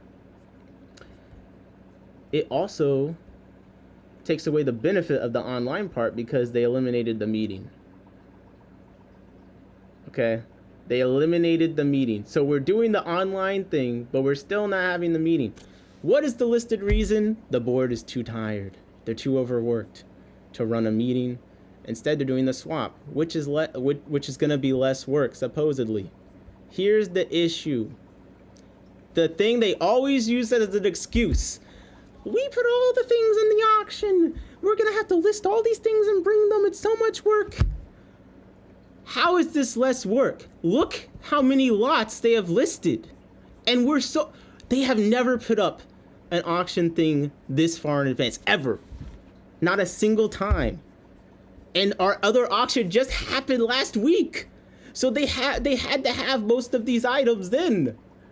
So in the last auction, the club had all these donated items they didn't put in because they were saving it for the mega online swap where they can list the prices whatever they want. So it's just like transparent. And not only that, but the person that is responsible for all the decisions at the club, Mandy, has listed the most lots she's ever listed. Of course, in the event where there's a flat fee to enter and not a 30% cut, and also not a situation where it's an auction where something nice might go for cheap. So for me, this is clearly got conflict of interest all over it. I mean, dog, they listed donated panda cories. Oh, they decreased the price. Okay. The other day, when I caused the drama, these were $10 a panda cory with $55 for the group of 6. So again, now I'm gonna give credit to the club because it looks like they're making some changes. But you see why I was upset, because not only is there hypocrisy, does the thing make no sense, it was clearly motivated by greed, right? But because I caused a lot of drama, it changed, and I'll go ahead and just show you the exchange. Let's see if I can find the exchange. Yeah. Actually, okay, wait a second. It's funny because this started at they wanted to do a group buy for the club. You said he's cooking? Don't motivate me too much. Black Planted is Aaron, yes. I hate how they constantly list all the used crap. Yeah, the silent auction saved us. But here's the thing. They have a shed full of donated items. So they're like strategically they have stuff in storage, including fish, obviously. Okay, so they said they wanted to do a group buy. We want to hear from you. Nominate your favorite store for our next group buy, and we'll make it happen. We'll cover the shipping costs and negotiate an extra discount for members whenever possible. Sounds great. You go to the comments, all right? Fish and Friends, okay? Another person says, Fish and Friends. Steve says, I like Dan's, but Fish and Friends would be cool. You know what I mean? What is their response to people saying Fish and Friends? Their response is, one second. So at first they respond like, if they're the winner, we need someone to volunteer to pick them up. As much as I love supporting a small business, we're looking for places to ship. First of all, this whole picking up thing, like, these people literally belong to like 8 different clubs that are like 5 billion miles away. So like, I have a hard time believing the drive is that big of an issue for them. Like, that moves me zero. But instead of waiting a bit to find volunteers to do this, they post immediately, when voting for the group buy, please pick a shop that ships or not able to pick up fish. Which is like, clearly they don't actually care what anyone thinks, because people were in majority wanting to do the group buy at this local store. And you might say, okay, but Nicholas, the store, it might just be more complicated, like to organize a group buy, like, you know, like they just want to do the shipping because it's going to be so much simpler and all this stuff. All right. Well, I thought that too. Until I saw the fact. Until I saw the fact. And I just realized I'm not on the right page. You guys can't even see what I'm doing. 1 second. I was on this same page until I saw the fact that the club in question is already doing group buys from clubs in the area. Fish and Friends. So grateful to the Aquarium Group of Lancaster for choosing to do a group buy with us. Over 250 fish bagged. And their bags not even pictured. If you're a member of a fish club, this is how you support your local fish shop. I talk with several store owners frequently, and the biggest complaint is that clubs generally do not shop at their local stores, even though they like to ask for donations. Now, already you see the big issue of why I was upset and decided to cause drama in the comment box.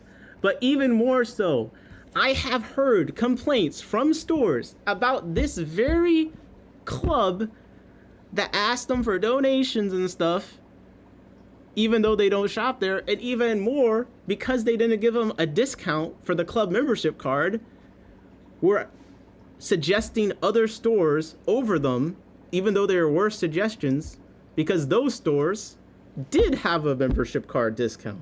So, I'm just saying, there's some beef here. And I realized I did not copy over the screenshot the right way into the thing you guys could see. So let me move it over there. But I did read it. But there you could go. Fish and Friends, they posted about the group buy from the other club. All right. So back to the tea. I decided that someone needed to say something. You guys tell me if I'm being reasonable. I see nothing. Something feels fishy. Yeah, that was my bad. Okay. So they responded to Lonnie, who I think lives in the area that Fish and Friends is. And to give further context, Fish and Friends recently posted all their livestock was on 20% off, which could just be the guys in a good mood, but generally when you see a local store doing these discounts, trying to get sales, like you want to support them. Anyways, so I said, wait, so you asked for people to vote and several feel they want to do an order from a local store. Instead of finding a way to adjust, you decide you don't care what people want and insist that the club cannot pick up for some reason. And then, meanwhile, you're happy to offer to pick up donations from people that the club will directly profit from. Ideally, that would be used for funds that benefit the membership, just like an order from a local store would, which I screenshot them soliciting fish donations for the purpose of putting the fish donations in the auction. And you can see here, they say schedule an in-home pickup today. There's no mention of the radius that the pickup is to be. They just want whatever fish you got. They're going to drive to get them. But they will not drive to pick up an order from a local fish store. All right? Now, the thing about this individual, they use ChatGPT to respond to things. All right? Now, it's not as obvious. It'll get more obvious as we go. But, they say, I want to clarify, I never said we cannot pick from a local store. I said we do not currently have a volunteer to do it. If you're willing to step up and be the one, I'm sure everyone would appreciate it. Something about being a Maryland-based rescue. Listen, responding and DMing to everyone that posts on the DMV free fish rehome page, like, I don't consider that being a rescue, especially when they're just going to the club auctions. But, all right. ACM does not reimburse expenses if someone makes the trip. I think that if that's a problem, have ACM reimburse expenses. That seems like a reasonable use to me. Blah, blah, blah, blah, blah. I say, I'd be happy to pick them up. Also, the club has money. They should use it to solve problems like this. Instead of, again, they were offering to pay for Dan's fish shipping. All right, so we at least got $60 to work with here. So I'm like, instead of giving Dan's Fish $60 shipping, you could always offer to pay someone to do something like this. I said, if you really wanted to volunteer to do it, you could have made a post soliciting volunteers instead of saying you only accept stores that do shipping. And up here, she said, I never said we cannot pick up from a local store, which I responded with a screenshot. Please pick a store that ships. We're not able to pick up fish. All right. So again, yeah, I don't really need to go over all the, like, a lot of this is just like bullshit, frankly. Also says it speaks volume that Blake, who isn't a ACM member, is offering to step up. First of all, isn't Blake the owner of the said store? I don't know. Second of all, I said I'd be willing to in the previous message. So, like, she doesn't even read what I'm saying. So, anyways, the good news is all of the positivity is coming because the result of all that negativity from me is prices on the mega swap decreased. They have since posted asking for people to volunteer, or at least I thought they did. Yeah, they made a post asking people to volunteer. When I did this, many people reached out to me. Many people I also previously knew thought that the swap was extremely sketchy. And there's many people that will not be participating because, many people will not be participating because it's a horrible idea and, you know, mad about it or whatever. But beyond the point is, things are changing, things are improving, people are volunteering. Hopefully someone gets on the board that's willing to argue with Mandy.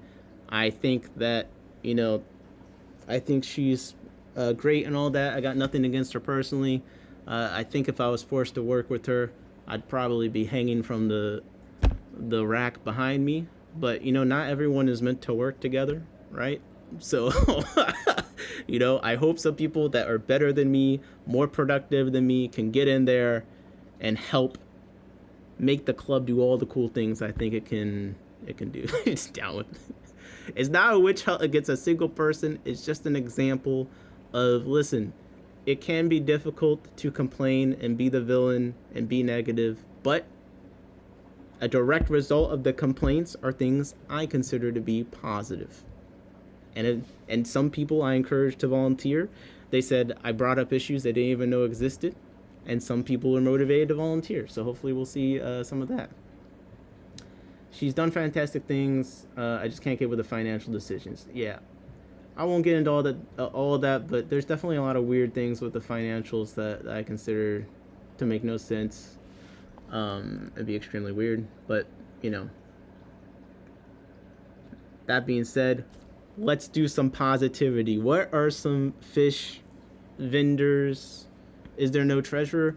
There is a treasurer. The problem with the board of the club is that no one on the board is willing to argue with Mandy. And it's because it is extremely difficult and painful to do so. And just, it's a volunteer position. So like, why would I waste my time trying to convince someone something when they clearly don't care and they just want to do it their way? But hey, maybe that will change. I appreciate the club, but we don't need a 4-hour auction every month. I think just, you know, clubs sometimes miss the point of meetings. I wish it was more around socializing and members, because that's why I go, is to see the people that I like and to talk fish about them. And the auctions are really fun, but I think there are ways to make it so they don't get in the way of what's actually important about a fish club meeting. But I want some positivity vibes, so who do you guys want to, who's some good fish vendors, some good online stores, YouTubers, of the like that you'd like to shout out? I'm gonna start. Let me go back to my other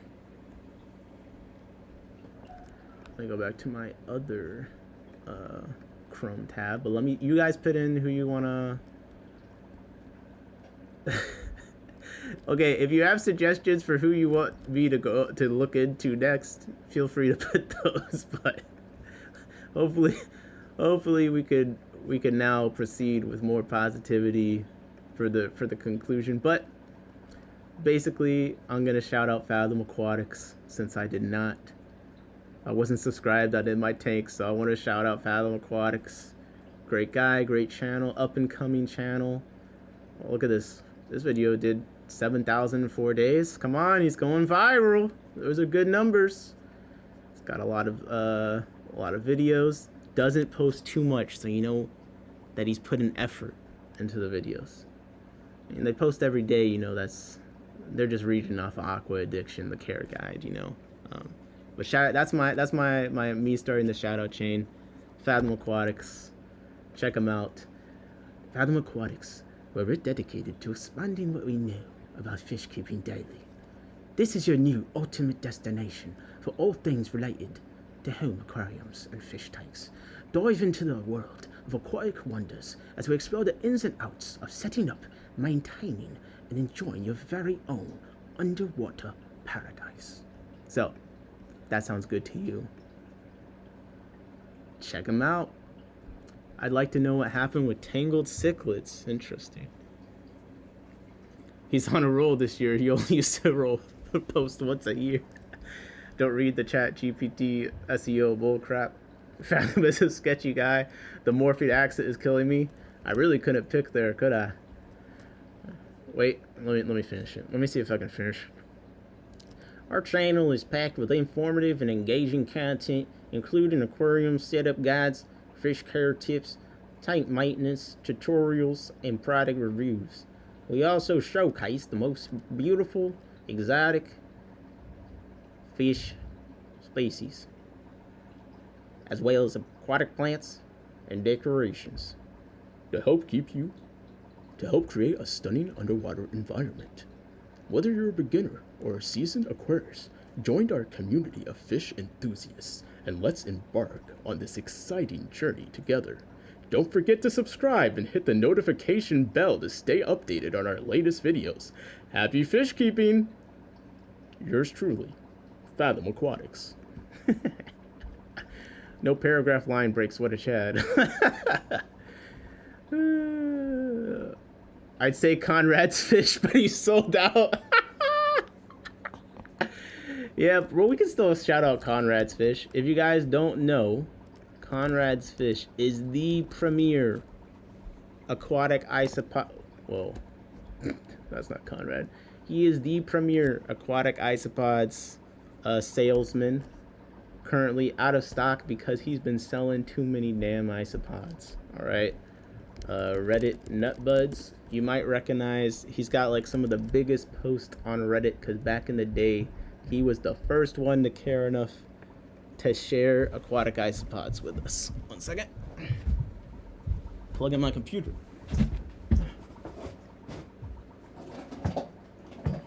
He also has, he's the first one to produce enough of a selected color morph to sell, the black morph. And these actually went for over $100 when he put them to auction. And I don't blame him because it's pretty cool to see someone put in that much work with aquatic isopods. So yeah, we can shout out Conrad's fish. I've never seen him list a goddamn fish though. So where's the fish? That's why. You know what? I've been positive too long. How do you call Conrad's fish but you're not selling any fish? Hold up. Hold up. There's a problem here. It's false advertising. It's false advertising. I'm just messing with you. But if he does get back in stock sometime soon, he's working on some cool color lines. Like, you've never seen anything like this. Like, this is crazy. He's got a gold and clear isopod. Definitely recommend. That should just say, hi, I'm Fathom, and keep Bashir's the end. SEO for the about section. I have to look into that. What kind of description was that, Alex? Brandon, what kind of description do you have? Hey, be careful. If you've got a description, I can't really hate on this, can I? It's so wholesome. Fish nerd and hobbyist, loving father who's converting my kids to the hobby and enjoying the process. Planted take enthusiast. There's no right way to do this hobby, but rather a collection of many ways to keeping fish in glass boxes. Show me your views. I mean, can't say anything bad about that. He might have gotten you. He might have gotten you, Fathom. He might have gotten you. Audra Meyer, hello everyone late to the party, so starting at the beginning. Well, when you finally get here, shout out to Audra Meyer. Special shout out. You know, that's dedication to start at the beginning of this much yapping. We all appreciate you. I need to, oh wait. SEO search terms. Wow, so your description was all in a non-genuine manufactured slop? Hi, I'm Fathom McFarty Pants. I enjoy swimming sausages. Pause. I need some of those for some reason. I see, I told you. Oh, congrats to Jeff K on hitting 500 plus subs. Congratulations. Those Drakenfelsai are looking good. When I see them, they're the most nervous fish you've ever had. Oh, that's interesting.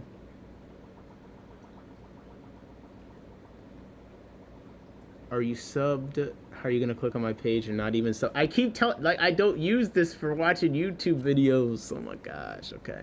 I sub it. If you keep questioning, fine. You keep calling me out.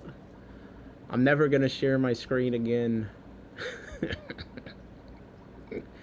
Refresh and check my description. We're just about to get trolled. Fathom Aquatics. Okay.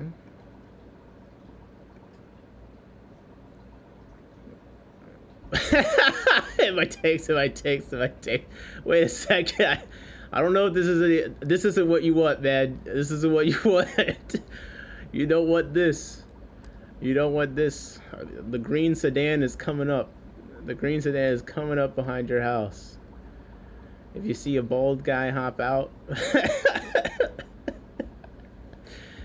and someone carrying a big one of those binders for protecting cards, hit that button, guys. Don't let them get disappeared. Over 19 likes, at least 20. I don't think you guys liking the video could save me. It might be too late if they decide it's my time. No, you mentioned the Drakenfelsai, so I was gonna see if I could show you the siblings of the fish that you have. I don't know if you can see. There's a female back there. And yes, this tank glass isn't the clearest in the world. I understand, but it's for the fish. It's not for me. I got a decent sized colony of them in here. So you'll see back there. And let me see how much you can actually see. Oh, well, let me make the video full screen. That would probably help. But you'll see that there's a dominant pair, even though there's a bunch of them in there. This is a Crebensis pelvicochromis Drakenfelsai. Even though there's a pair, and now I'm gonna turn off the brightness on my screen too to help. But even though there's like a bunch in there, you'll see this pair is the main one that will come out in the open and stuff. They're kind of like the dominant pair in the aquarium. So if I put food in there, like, they're coming to the front. They'll generally say hi to me, and they'll get to eat first. And that is the siblings of Steve's fish. Just one more fish. What happened to your message? Fathom, share your location. One of our southern belles. What in the world? I was trying to see, like, where's my Aquarium Co-op food? I want to feed the cribs Aquarium Co-op food. I feel like that would be appropriate. Oh, look. Magic feed. Corey, you should forgive me. I'm gonna do a magic feed commercial. All right, guys, no need to kill me. It doesn't matter that there's a brine shrimp shortage. Why? Because the magic feed is just like bright. It stays in the water column. It's just like bright shrimp, guys. It's my favorite. It's my favorite food. It's my favorite. 1 second. It's my favorite food. I'll show you. They love it. They love it. 1 second. 1 second. Just watch.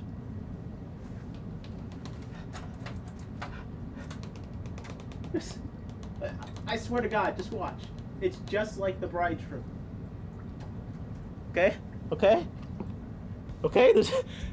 I don't have a coupon code because they already priced it to the best fair price, so they can't go any lower. But there it is. Look. It stays in the water column. It floats forever. So it's just like brine shrimp. Come on, go up. Go up. Don't sink. Go up. Go up. It floats and they love it. Now, the fish actually do like it all right. Even the bigger fish will eat it. You see the killifish there, the Congo tetras, they'll eat it. And the cribs, it's a decent one for cribs since they will sift through sand through their gills anyway. But you'll see coming out 2 males right there on the left. You see the female. She always kind of wears the pants in the situation. This just seems to be 2 males that she gets along with. There should be another female that comes with this other big male. There's basically 2 pairs in here that usually dominate things. But it's possible the other female is on eggs or otherwise occupied, but as they come out, you see that there's actually a decent amount of them there. I see 3 males there. I see over here is another pair. So it's a fun fish, and definitely recommend. It's been a good community fish for me for dwarf cichlids. And please buy magic feed. Please buy all the magic feed you can afford, and if you can't afford it, just get a credit card. Honestly, if you can't afford it, just get a credit card, and like do one of those like introductory ones where like you don't gotta pay anything. Like buy like a bunch of magic feed. Like you get free shipping if you spend over like $50 or something. So buy at least $50 of it. I'm not paid.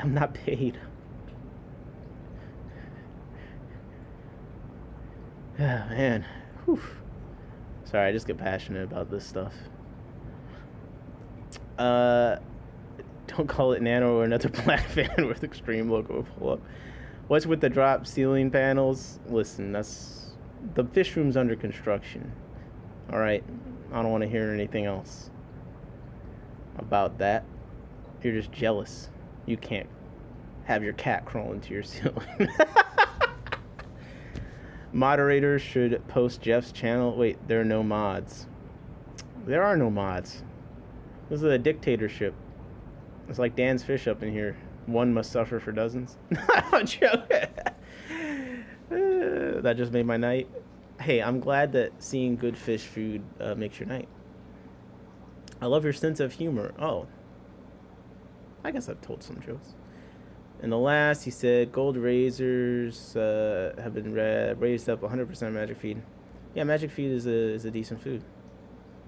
From tetras to Oscars, everyone loves magic feed. I haven't seen anything particularly that doesn't like it besides fish that don't eat prepared foods. We love the passion. Nick, we need wrenches. What? I think it's the fuse coming from the ceiling, guys. He's mad. If you can't afford it, ask your mom to increase your allowance. My Pistos won't eat that, but then again, he doesn't eat anything anyway. Bro. Where is Ada? I need to feed the cat.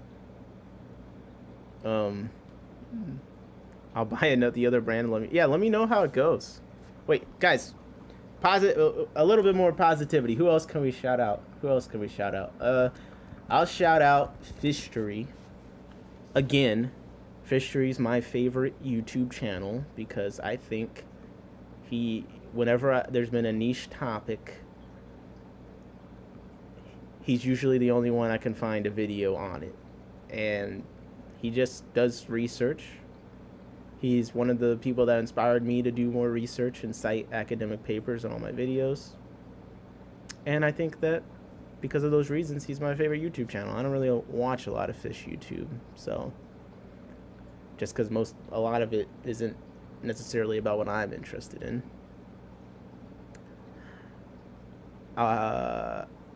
Oh, so it's not just me with the pistos. Oh, you guys are having picky pisto problems, huh? Pistos are definitely something I don't have figured out at all. Same, Fishery has good info that's hard to find on your own. Exactly. Like, I think it's important that videos provide you something that you couldn't find from Googling the name of the fish, or else why am I watching this? I could just read it. But not everyone learns differently, so. My pistos eat the magic food. There you go. If I'm being honest, it could be a tad bit whiny as well as me. I mean, I think Fishery does sometimes. It does get distracting when he gets a little negative, but I do feel like he's been through enough that I'm not gonna knock him for it. But I think it's a fair criticism as far as consuming content. Like, yeah, I definitely understand what you're saying. I never really actually see them eat unless it's live. Come on, what is your favorite YouTube channels or fish retail stores? We have to at least undo some of the damage we've done. I'm trying to think of who else I watch on YouTube. You know what?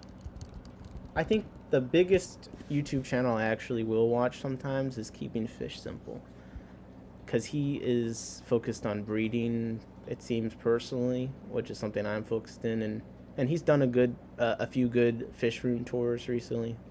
So sometimes I'll watch the fish room tours, or if he does one on a fish that I'm kind of interested in. But I would say, yeah, Keeping Fish Simple. I like Garden of Eater. I like them. I watch their live streams a decent amount. And I think that if I were ever to spend a lot of money on shrimp, I would just go ahead and buy it from them, because I think they probably have the best shrimp. All my fish eat magic food, the community food so much. Interesting you say that, because Corey says the community food is like kind of the same ingredient wise. I think the community food is more generally usable and easier to not overfeed than the magic feed. But it is interesting that there's a difference in excitedness to eat it. My Pistogramma agassizi blue flames are little garbage pails will eat anything. Thanks for the Dan Fish info. I'm buying stock of clove oil since he uses so much of it. That is so foul, bro. That is so foul. We don't gotta be petty. Look, I'll find something I'll buy on Dan's Fish. I would buy on Dan's Fish. Well, I'll find something. 1 second. Cause like we can't just.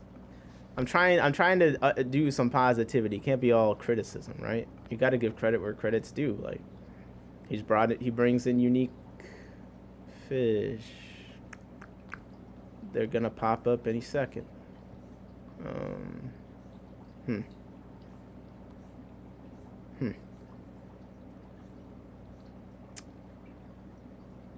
Yeah, I guess he has been getting a lot more of the good old normal fish recently, but I'm sure some cool stuff will come in soon. I watch his fish room tours on repeat. Oh, was that Keeping Fish Simple? He's got some good ones for sure. He definitely has some of the better fish room tours. Oh, Lowell's Fish Lab. Oh, he's like the gold standard of breeding videos. I want to make breeding videos that have like high quality footage and stuff, but I don't have the patience to make videos as good as Lowell's. Lowell makes the best breeding videos as far as just not too long, to the point, detailed, good footage. He's even got like, you know, a little background set up so the footage is clear and, you know, beginning to end stuff. Very solid. Very, very solid. Jeff, almost no fish touch the community pellets, including the rainbow. Yeah, fish don't like the community pellets as much, that's for sure. I definitely have experienced that. They'll still eat it, but it's not. They like a lot of the other foods I feed more. They might like clove oil more. Nick, fishery is another deep dive you need to do, and you will no longer keep him on a pedestal. Oh my god, I don't keep him on a pedestal. I just think he has videos with good information. I think you could find something wrong with almost anyone, but listen, if I have to take down my hero, I just don't think that he's at the top of that. Like, I'll be honest, like, Father Fish will get the smoke from me, but he's gonna get an actual video. So here's the warning shot. Here's a warning shot. But I've already downloaded his entire video catalog already, so if he deletes anything, it'll be too late.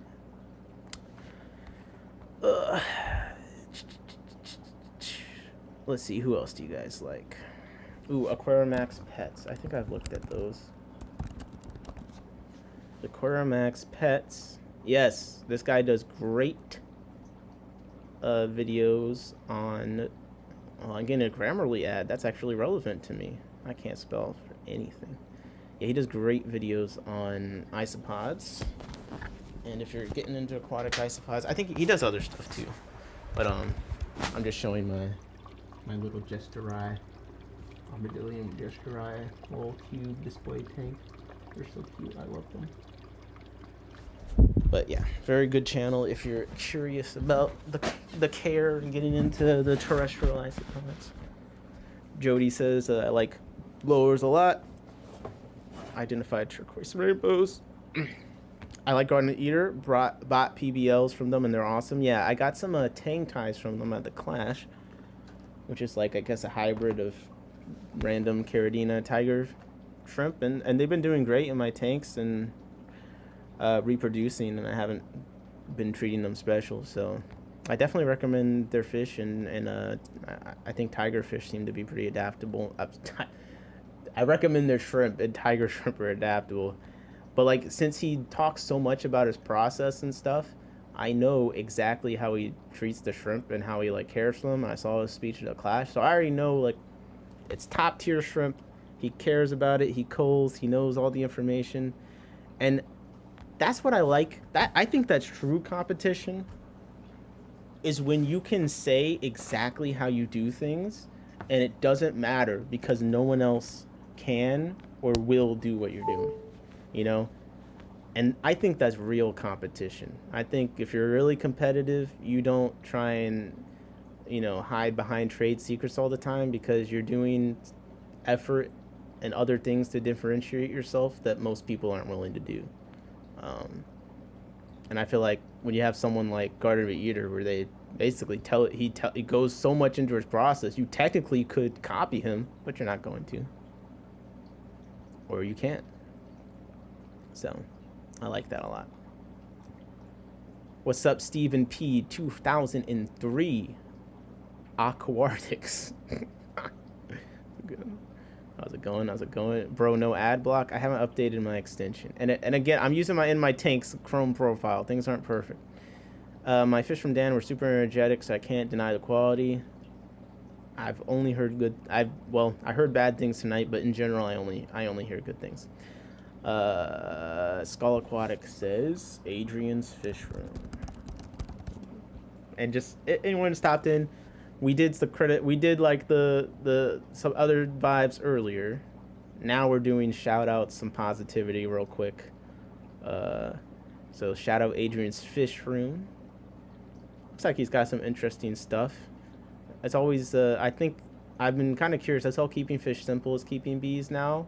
And I feel like we're going to see a lot of fish keepers starting to keep bees. That seems to be something that is a new crossover. But this guy looks like he's got some variety. He's got crabs. He's got bees. He's a little edgy. Look, fuck duckweed. I mean, world's best bonsai tank. Okay. And keeping fish simple tour behind the scenes, says this guy in Australia. Oh, well then maybe he's who got keeping fish simple into keeping bees. There we go.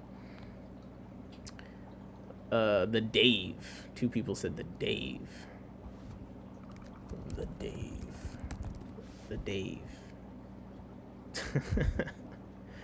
I like the profile pictures. Good vibes. Ooh, it's like a high quality footage channel. This is pretty cool. My epic Hillstream Loach tank.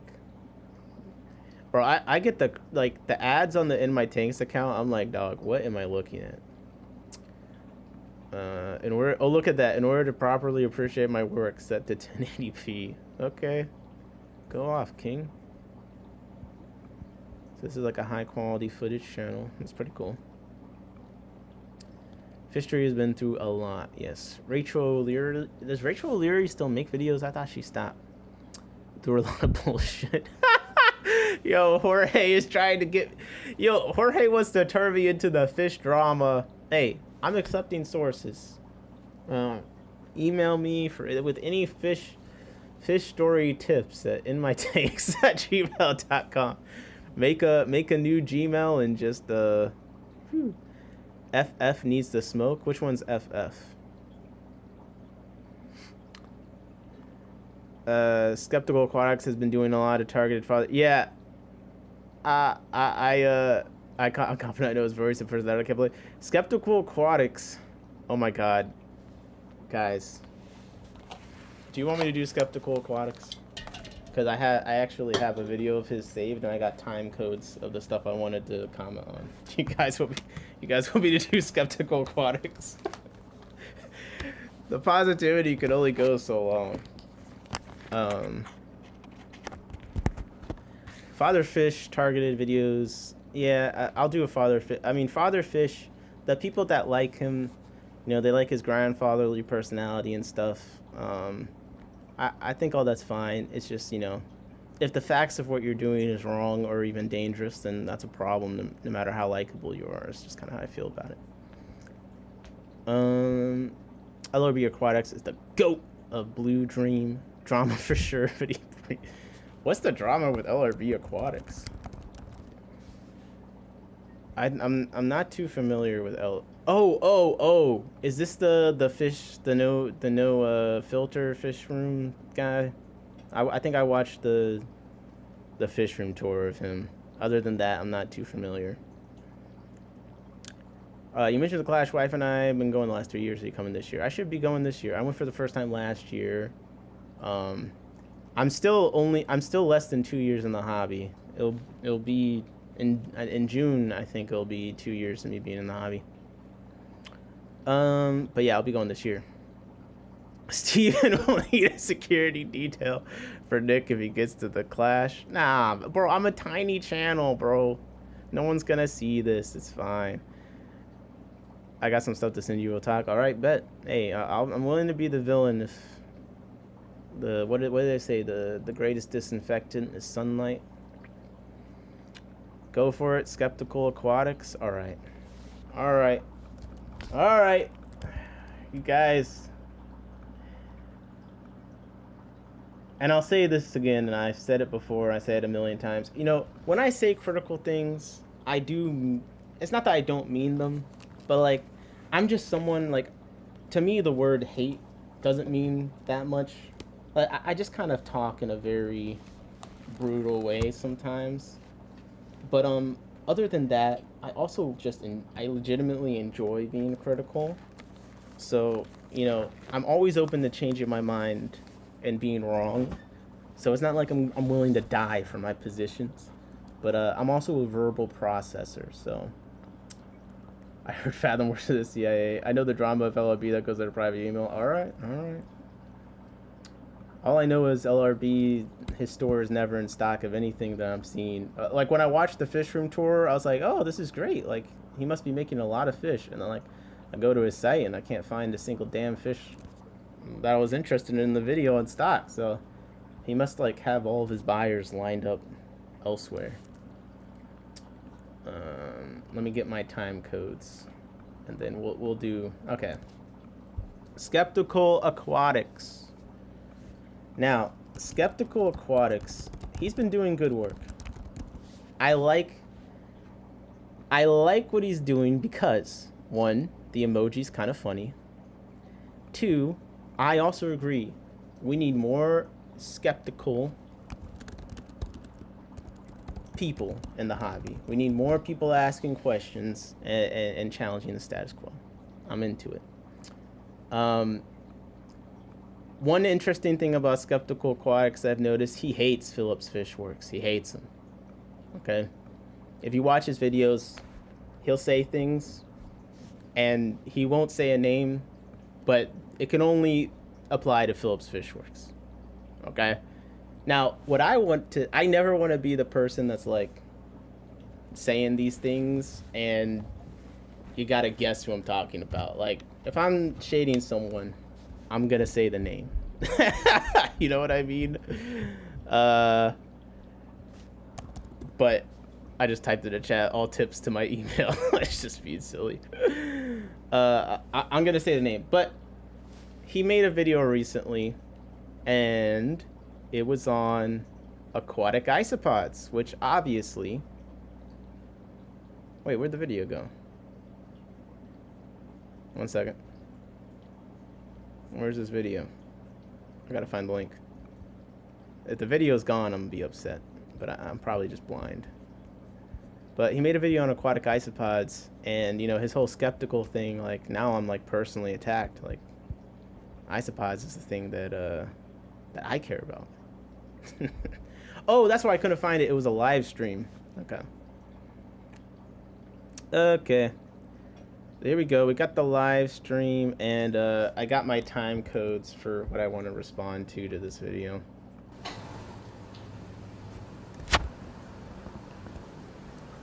We're taking a live look at aquatic isopods here. These are a common type of aquatic isopod that you would get. Okay, before I get into this, let me just catch up with I hate Scuds. Got nothing against Philip though. Yeah, I mean, I think the reason he hates Philip is because Philip loves Scuds. You realize instead of making all these claims, you can ask people directly. You must not have watched. I've asked every single person. I'm not making any claims that I haven't responded to. Sorry, that I haven't sent someone something first. So you weren't watching. You're just an idiot. Got him. All right, but no, Skeptical Aquatics been doing good work. The king has appeared. Welcome, welcome. I actually had saved this video because it's about aquatic isopods, and anything about aquatic isopods I watch because I'm a degenerate. Even a 1 hour live, that does not at all dissuade me. And you know, Skeptical, I'm glad you said instead of making all these claims, you can just ask people, because in this video you ask a lot of questions that you could have just Googled, my guy. So I mean, hey, you give good advice. I know it's hard to follow your own advice. A lot harder is to give it. Kid just discovered Alibaba. Now we gotta sit in through. Oh my goodness, man! You want to talk about dumb questions? Here we go. So, where do I want to start? Okay, so at 7 minutes, Skeptical Aquatics asks this. There was a study that I read about involving sea shrimp that was pretty interesting. And this study was done, I want to say it was done in India. And what they were looking to find out is, can sea shrimp sense? All right, he's talking too slow. But basically, he asks if aquatic isopods can sense the chemicals of fish in the water because he knows that sea shrimp and Daphnia can. Answer to that, yes. You could have Googled that instead of making these claims, my guy. Pretty easy to find. Let's see what else I got written down here. All right. Here he says at 8:48, he makes a claim. As needing to be part of what they call the food web in your Which to me, this is referencing Philip because he's talking about the food web constantly. aquarium. When they show you footage of their tanks with fish in them, you don't see the isopods out like this, and that's because they're hiding. So he says when you see the isopods with fish in tanks with fish, they're not out because they're hiding.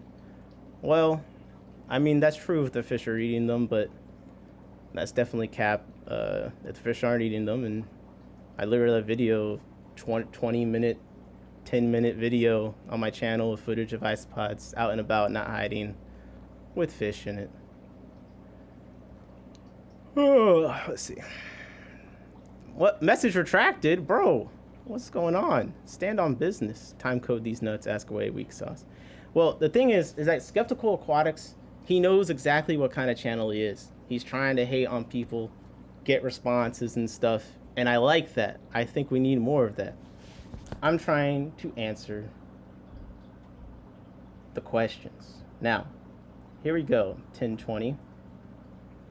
More questions. To let me speed understand this up. them and to, because the observe them the slow and talk be is able to killing me. speak about them as well as scuds from a position of experience and not just based on stuff I read on the internet. All right, so he kind of complains about like, oh, these channels pushing them, like, they're just making these claims off of no basis or whatever, yada yada yada.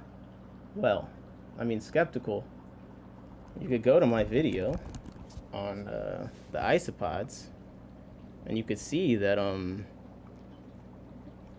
I cite several academic papers in the video, in the description of that video, because he kind of says, he's like, no one's done the research, they're just saying, like, well, actually people have done the research, and I cited the research, and if you want, I've posted this other places, but I have a research rabbit collection of over 100 academic papers on aquatic isopods. I can't say I've read them all, but I'm doing my best to work through the list. I'll put the link to that in the chat if you would like to learn more instead of just wondering Googleable questions, even though in your video you claim that you're trying to learn more about them, so you're not just talking out of your ass on YouTube. You proceed to do that exact thing. Here you go. There's your research. Hopefully you'll be able to have the attention span to read through that.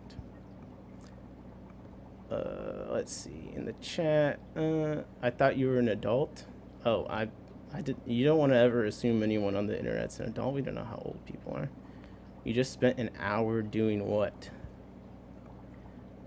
I mean, if you want to get on my credibility on the aquatic isopods, I mean, I didn't go to school for biology, but there's pretty long historical data of me putting in effort to learn about them, and I would say that I'm the most well-researched person on YouTube talking about them by far.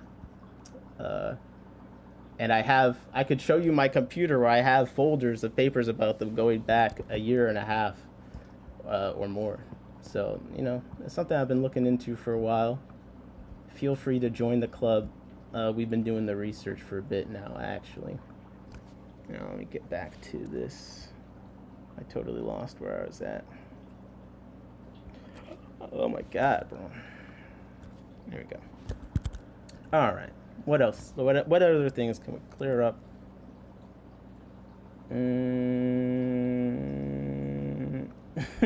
Okay. This is just me being petty. These are so 1340. personally just I just thought it was to funny. kind of natural. I'm gonna grab my scud culture real quick, and I'm gonna show you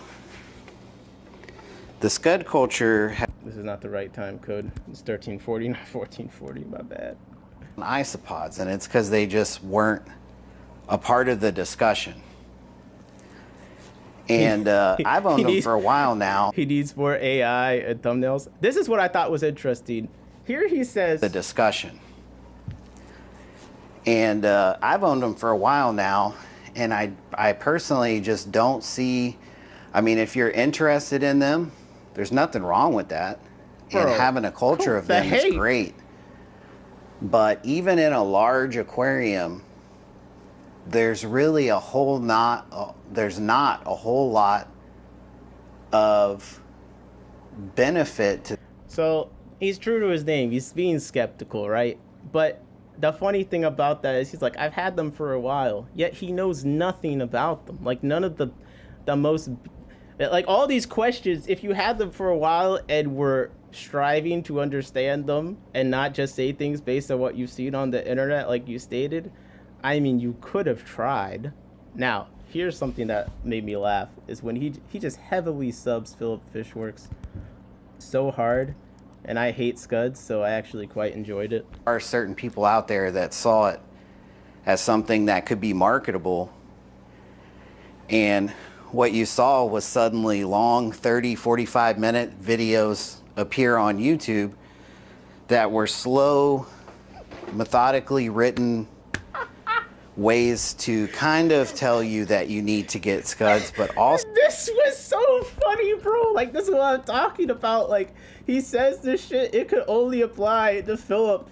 And I agree with him. Like, dog, Philip has multiple, like, fucking almost hour-long videos about scuds where he simultaneously will tell you why you should buy scuds at the same time telling you how terrible they are. Like, bro, this man is the scuds salesman of the century. Anyways, that shit was, I laughed so hard at that when he said some people saw the opportunity to market and make these long, slow, methodical, like, that was also kind of tell you that you need to be careful with them. And the more you kind of deep dive into scuds and isopods, you'll find more evidence of scuds. Too loud, I'll turn it down. Than isopods, as far as people loving them or maybe people starting to love them. Okay, anyways, what else did I write? I mean, I feel like just between the bad faith approach to this live stream as far as just being skeptical, which I totally respect, and just being silly in the chat. Like, I don't necessarily feel like I need to go through all my time codes, but let me see. I'll focus on the questions. What they're talking about. Isopods, on the other hand, like I said, uncharted territory, you know. So, uncharted territory for you. Some of the people selling them right now have been keeping and maintaining lines and working on breeding them for like 5 years. I'm coming up on a year and a half. I'll go to 2 years. There's lots of information about them, and people have been passionate about them for a while. You're not, and understand that, but you know, they're not totally uncharted. And I have issue with Phillips posting on them too, saying that because if you look hard enough, there's plenty of information out there to where I wouldn't say they're uncharted. Now, when it comes to like identifying to the species and things like that, oh man, that is a pain in that is the taxonomy is a disaster. Real talk, thanks dude, stay skeptical. Hey, if you watch the stream, you'll see that I'm very much on the same vibe that you are, okay? I don't got the emoji, but trust me, I like the skeptical shit. I like, because if no one is hating, then no one has to cover their ass. And this hobby, the creators in this hobby have some of the thinnest skins of any niche I've seen in my life, okay? So I think that it's needed. And I welcome anyone to critique me as well.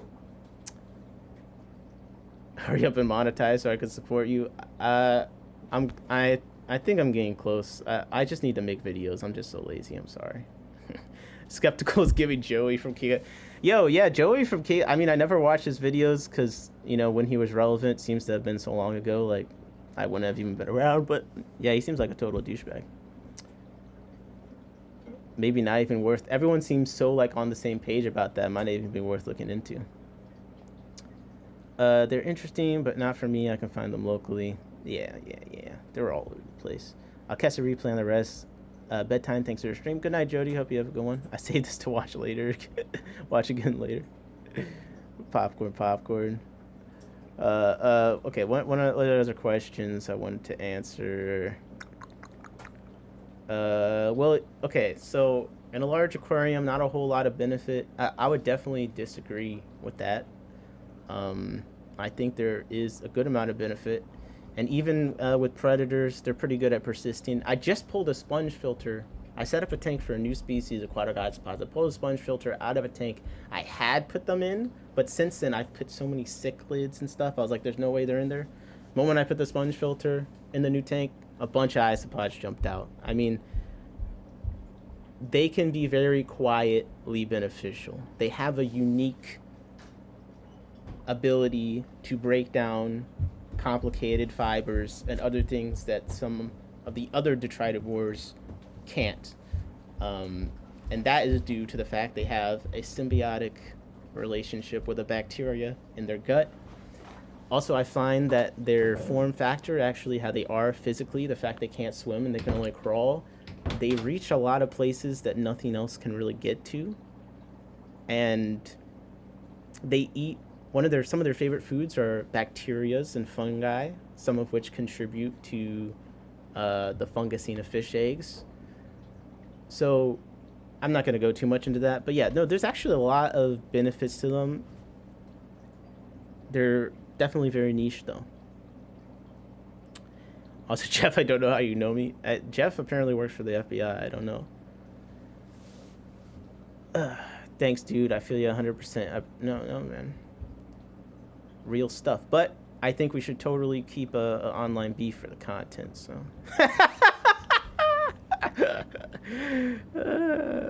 We need online beef for the content. Yo, fuck Skeptical.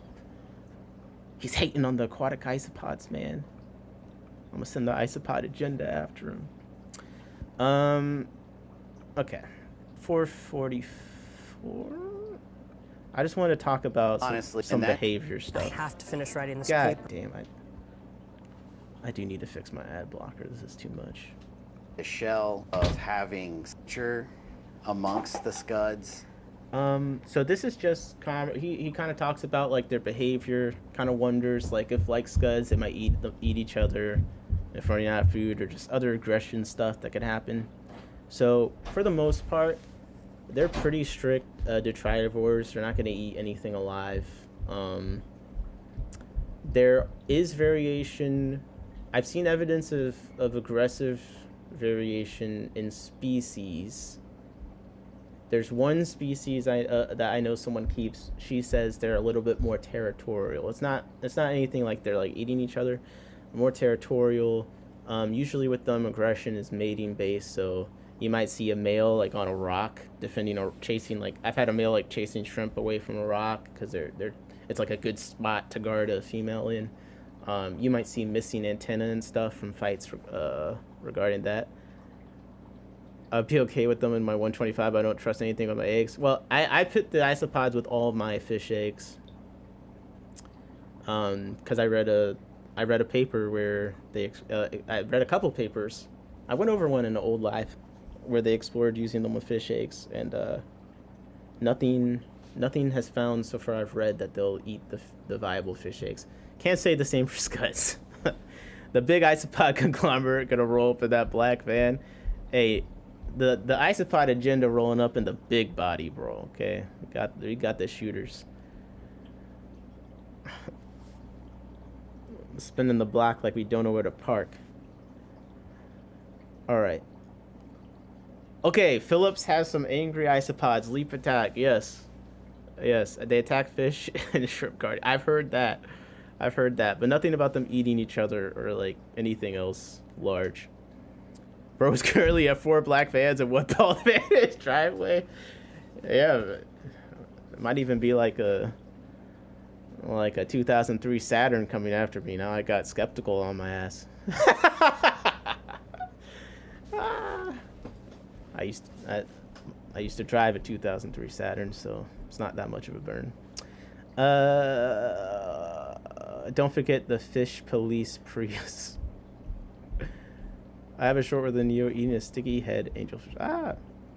Isopods do break down detritus. They're really effective, like especially leaves. Like the leaves in the isopod tanks go pretty fast, and that's one of their main That's one of the roles they play in nature, is helping break down leaves so there's not as much buildup in the waterway. And there's a lot of papers on them and their leaf eating habits that you can read on, some of which in the link that I posted earlier. Did I just watch a skeptical video on a BBS hatchery? It's possible. Did he mention how much he hates scuds? Dang, that's some high quality live footage on those isopods. 2003 Saturn. All right. I have more time codes, but I feel like, you know, we did enough. Any more shout outs? Scuds are bad for tanks in general. I agree. I've definitely become a scud hater. You guys keep sending me after people. I'm trying to be positive. Is there anyone else that we wanna big up? We wanna shout out? Especially an online fish store that I can browse through and get my fix of looking at fish. But YouTubers welcome too. Oh my god. Yeah, we looked at the Dave. Let me go up, make sure I didn't miss any chat stuff. Good night stream has gone awesome. Good night, Cat Crow. Thank you for stopping by. Glad you think so. Fathom, we need to stream with a Nick. Hey, I'm down. I'm down for the stream collab. Let's do it. I'm glad I don't have a channel. I might not after tonight. People already know about Joey, though. We didn't need to know about this. We didn't know about this one. Yeah, that's kind of what I'm saying.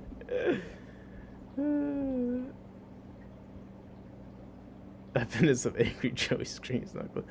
Joey Kika DIY versus Alex for Fishery. That's like Avengers Endgame. Tristan's Tropical Fish. I feel like the young guy bringing in fish description is like how I've heard people describe Moonlight Aquatics. Alright, let's see what Tristan is up to.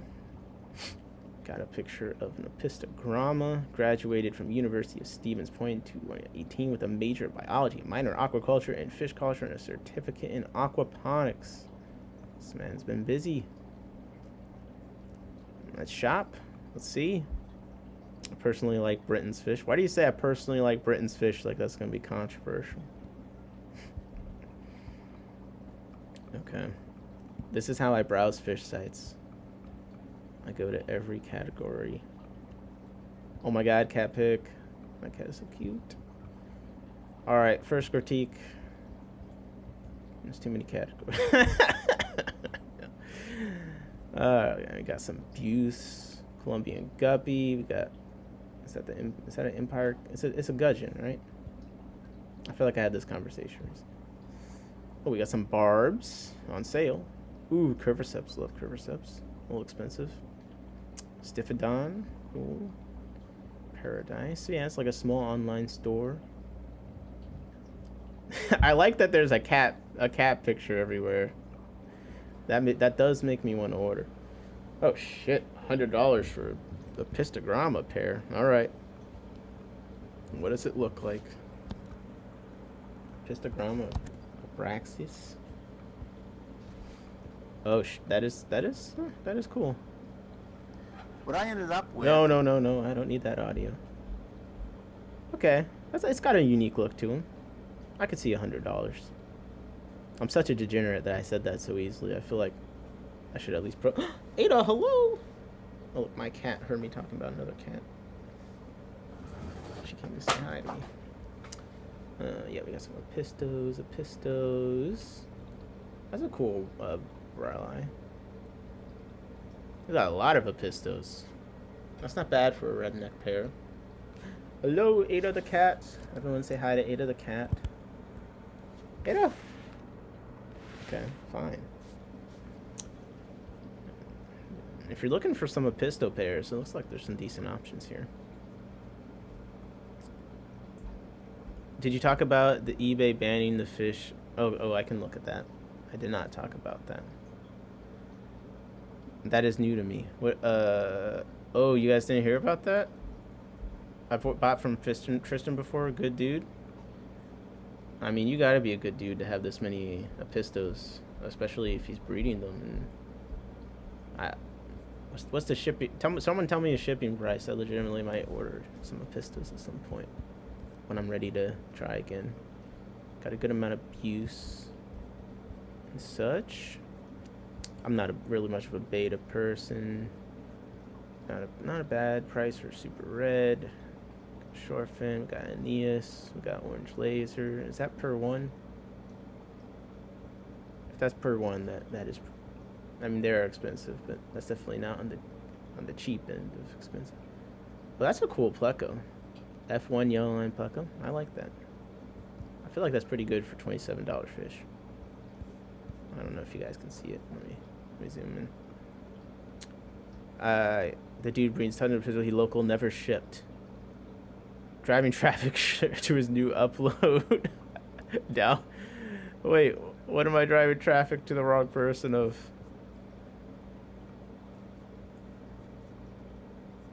Okay, we got the shrimper. It's limited. It's limited.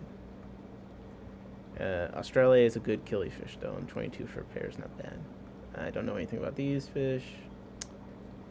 Got some endlers and stuff. Oh my gosh, cat. Ada, look at the cat. Look at the cat, Ada. Here, let me move this out your way. Yes, Ada, I know. Oh my goodness, I know. I've been talking so long. You want your turn to be talked to, I know. Alright. Okay. Tetris. Alright. Well, yeah, there was some promising stuff there.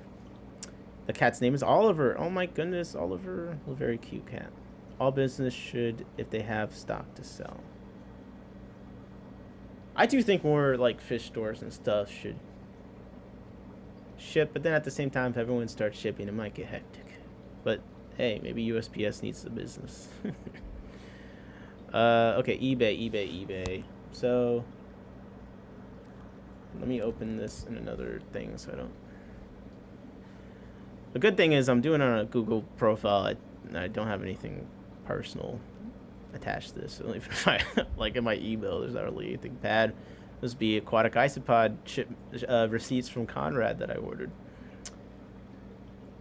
eBay, they did email me.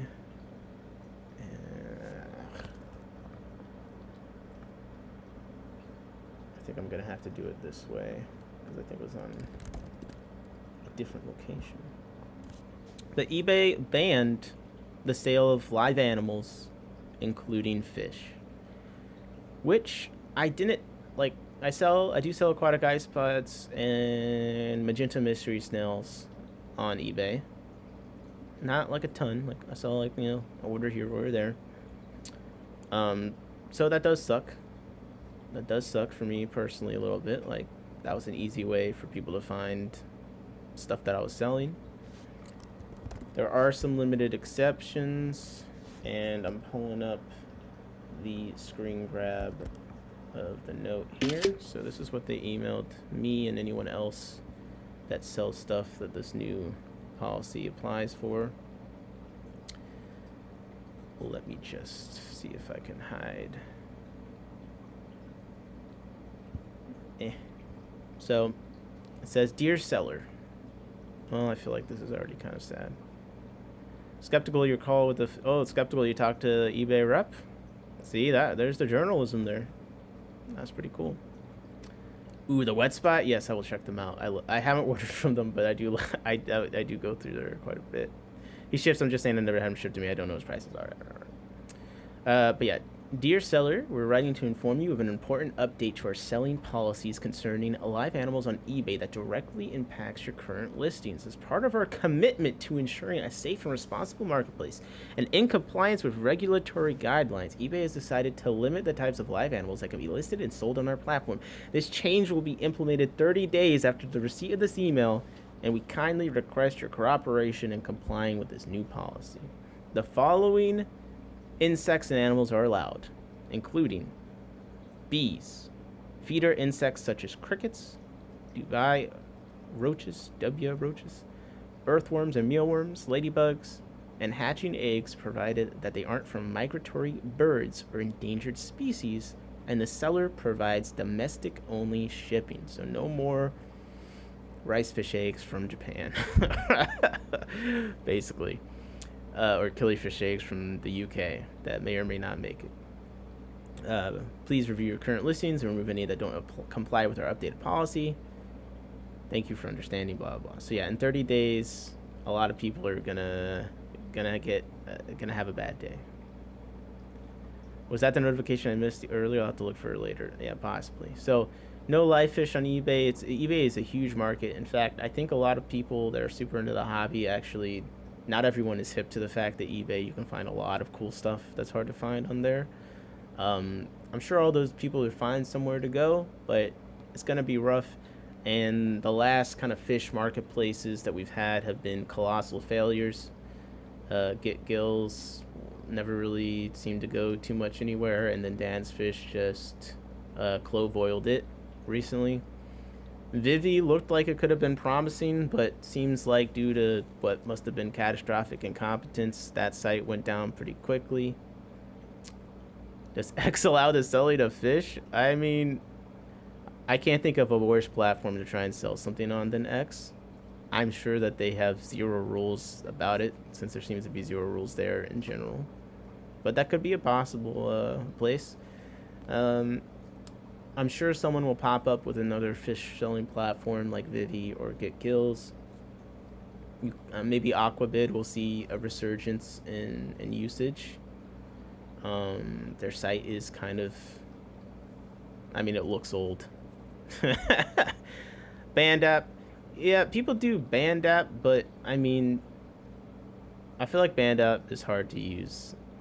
Maybe I'm just an idiot, but like, I tried doing band app and it was too much. I had hopes for Vivi even with a crappy name. Yeah, Vivi looked promising. Like the site was actually kind of decent, and you know, people are listing good. You could get dwarf red Galaris pairs for like $40 on there.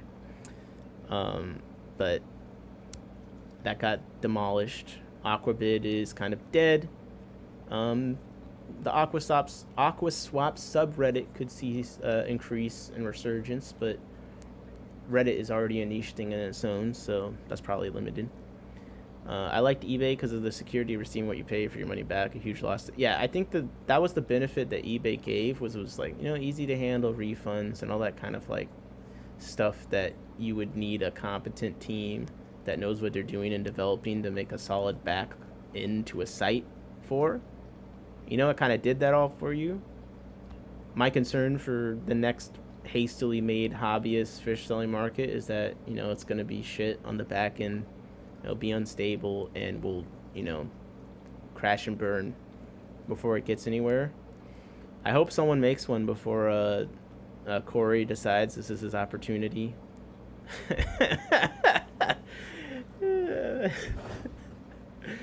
We'll have the #1 profit-driven site on the roaches still being allowed is so ironic considering eBay got fined $3 million over eBay staff sending live roaches to some people they are mad at. What the fuck? That is crazy. That is funny. What the hell?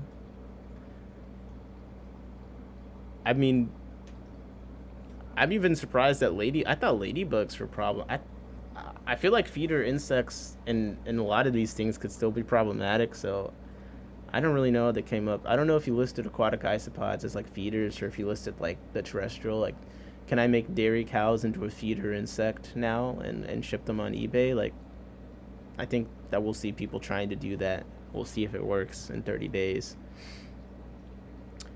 I got a fancy blood parrot from a band seller. Yeah, I know there are sellers on band, but like, it's so hard to find them, and yeah, I don't think it's a good platform.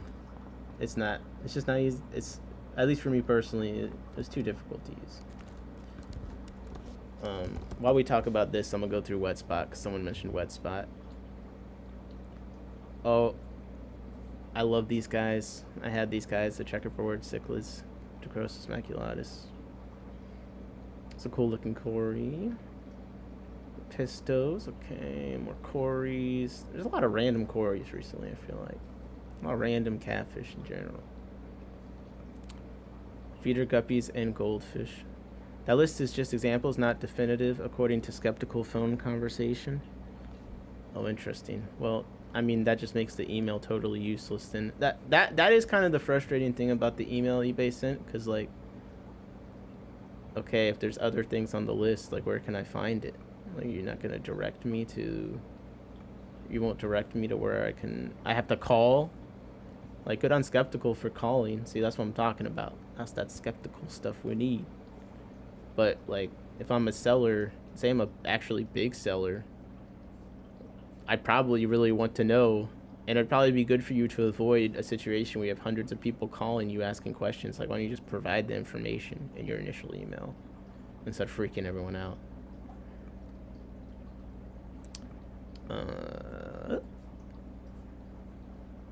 Oh, lots of different Hillstream loaches coming soon too, I've noticed. We got the Morse code.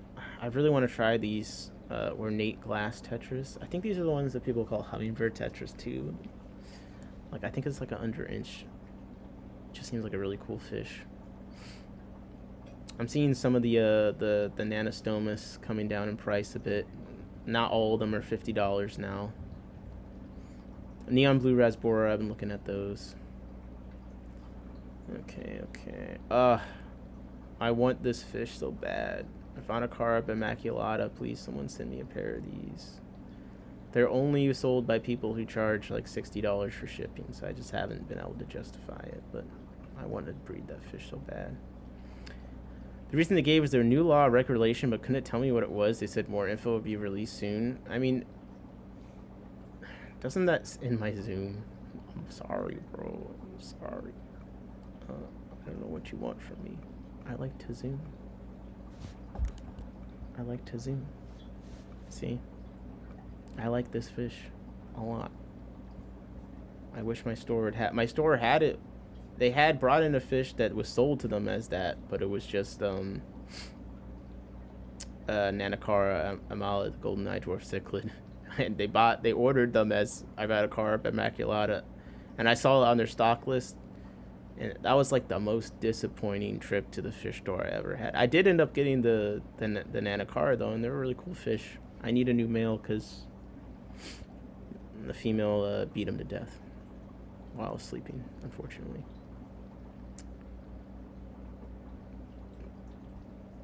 You don't take out the trash ones. I hate my wife. Heart your music band. Night, everyone. Hey. Thank you very much for stopping by, Janet. I appreciate you. Have a great night. I hope you're doing well. If it's true they made the decision, it's possible Amazon may follow. Oh, man. I mean, it was only going to get bad if, like, this is a regulation that applies broadly across USPS or something, because if that's the case, then I would be concerned. But get your email addresses warmed up, figure out who your representatives are. We might have to take it there if that's the case. I wonder what passed though. I didn't see any. You would think the aquarium industry would have seen something in the works. I feel like in the past I've read about them in the past responding to legislation being introduced. So if that's the case, I can't believe we didn't hear about it. Do they have any licorice gourami? I'm curious. I didn't realize scarlet baddis was a labyrinth fish. Ooh, I like baddis. They're a pretty fish. Back to Aquabid we go, or all shipping platforms. If it's all shipping, then that could be. I've been seeing baddis with collection points. It's kind of interesting. Oh, what the hell is this? Royal baddis? Oh, is that the... I have a pair of these beta fish. The male had eggs for a while, but I think he swallowed them. But they're really cool. I mean, I like the wild betas. I like normal betas. Not as much my thing. Not as much. Man, they're out of stock of everything, though. Come on. Let's see, any good community cichlids. There's gonna be Old World. I really want to do these Nanochromis splendens. I need to deep dive some pencilfish. Aquabid is too ancient for me. Aquabid, like, there's some things about the site that, you know, if we had other choices, are just unacceptable. But unfortunately, we don't have other choices. But I mean, the site is functionally horrendous. But this is a fish I've been really wanting to do. I have like I have 4 species of Crebensis. I really like them. Great dwarf cichlid. My go-to community tank dwarf cichlid at the moment. And there's lots of variations. Wet spot seems to always have the most. So I do appreciate that about them. These buffalo head things are pretty crazy too. But I'm always looking for Nanochromis.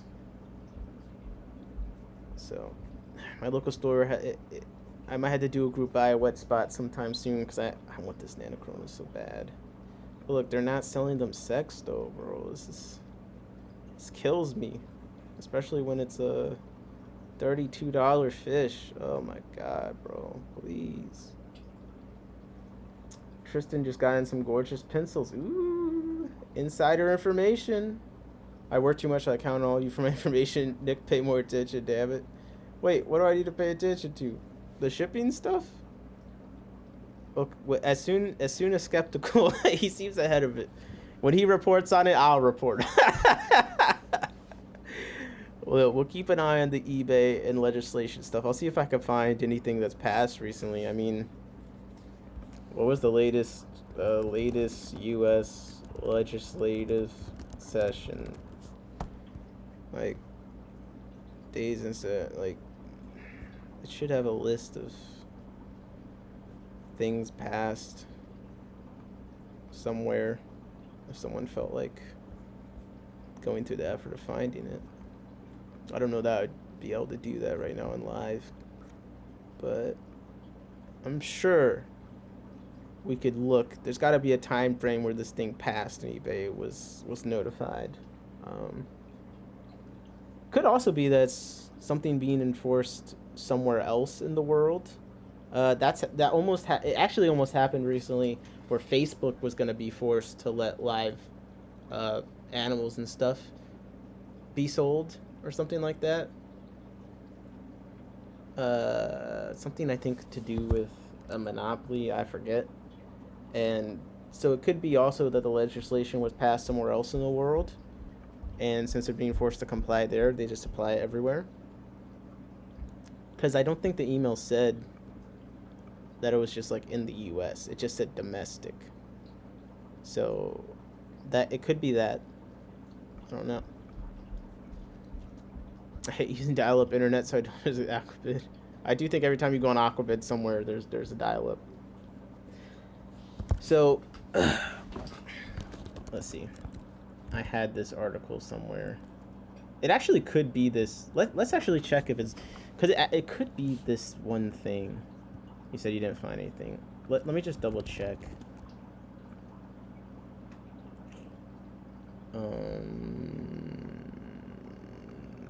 Facebook, eBay. I had it in my little current events thing. If anyone in the chat knows the story I'm talking about, let me know. But okay, eBay. No, it's Facebook forced to sell live animals. eBay.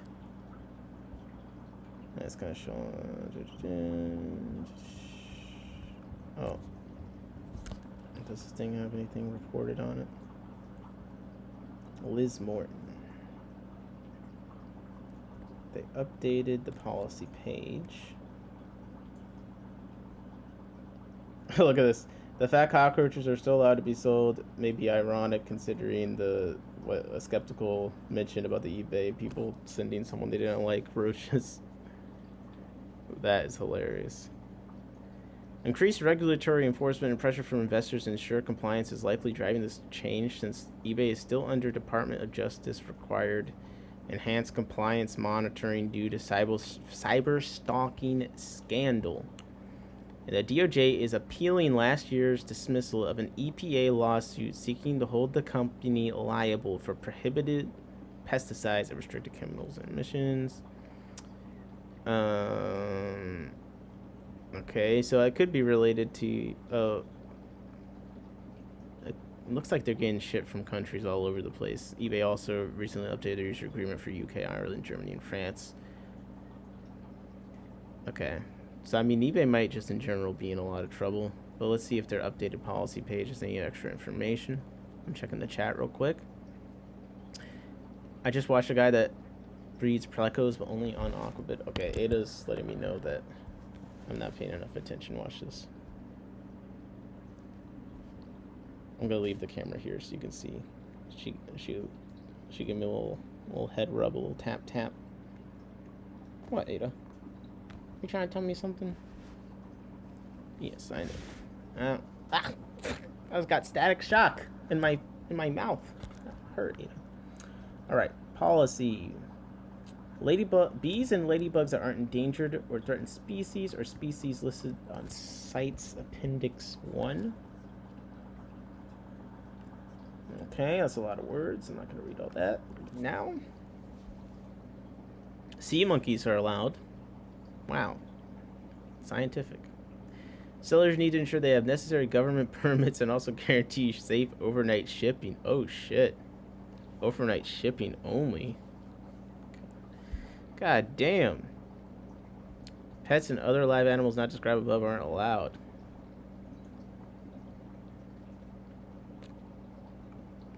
Yeah, this is getting spooky.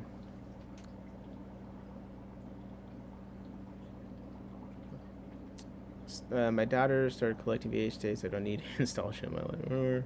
Jeff started putting stickers that say plain empty bags of water inside out of care. I'm sure plenty of that will occur. Stephen P with a temperature sentence and open it. She wants to do some temp testing. Thank you for looking into shipping issues. Yes, we'll keep looking into those. But I'm gonna find the other thing I was talking about in a second. New disclaimer is free fish with purchases a bag of water. There you go. I use Aquabit a lot. You guys are being too No, I like Aquabit. I use it too. I'm just saying that the website is horrible. I mean, like, functionally and structurally, it's not a good site. Bioactive water bags. For killifish, Aquabit is the best place I know of yet, 100%. I do appreciate other research efforts. I suck ass and don't have time for it. So what prohibited items were being sold in fish? Well, a lot of snails, probably. A lot of apple snails, which mystery snails follow under the category apple snails. And I think mystery snails is illegal to sell across state lines. Crayfish, there's a lot of extremely problematic crayfish, I imagine was most likely on eBay. The watercolors gallery aquarium podcast. Speaking of shoutouts, one of my favorite aquarium related podcasts, although our options are limited, just did a good episode on invasive crayfish. I'm looking at that in the chat. That's an example of something that could have been being sold on eBay that was problematic.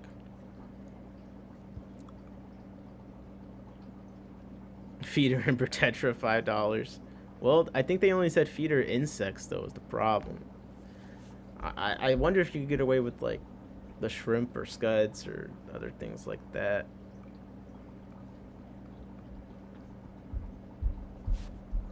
Okay. I'm going to find the article I'm talking about. I just can't remember how to use the Discord function because it's in our Discord.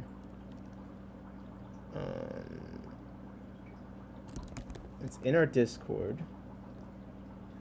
And I'm trying to figure out how you search in channel. I think you have to do in current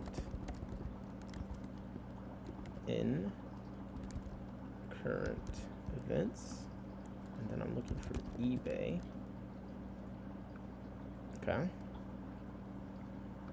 Okay, check this out. This is the last thing I remember seeing about what is live reactions. I've wondered about that. What is live reactions? I lost. If you're going to continue the stream fact, you need to start turning off the live reactions. Yeah, what are live reactions, and why do I need to turn them off? I purchased from Eric Broderick on Aquabid. Yeah, I've gotten a few things on Aquabid. All right, so the last thing I saw related to selling stuff, so look at this. Meta to show eBay listings in response to Europe's anti-competition rule. They were going to force Facebook to show eBay listings. I don't know if this is still happening, but they were going to force Facebook to show eBay listings. And basically, they ruled this Facebook's classified ads offerings were hindering competition for online rivals like eBay. I don't think that makes any sense. I think eBay and Facebook Marketplace have very different customer bases. But apparently, it was going to force eBay listings to be shown on Facebook. Now, the only thing I could think of how this relates is, well, Facebook definitely doesn't allow live animal sales, so I wonder if as a result of them having to show eBay ads on there, it's like, look, we can't allow live animal sales on our platform or whatever. You're forcing us to show eBay listings. Like, it's got to comply with our thing. And live animals allowed on Facebook Marketplace.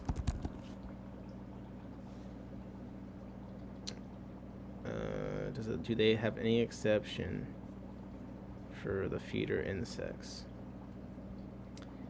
Animal cages. I'm not seeing anything about feeder insects. Feeder insects. I'm definitely not seeing.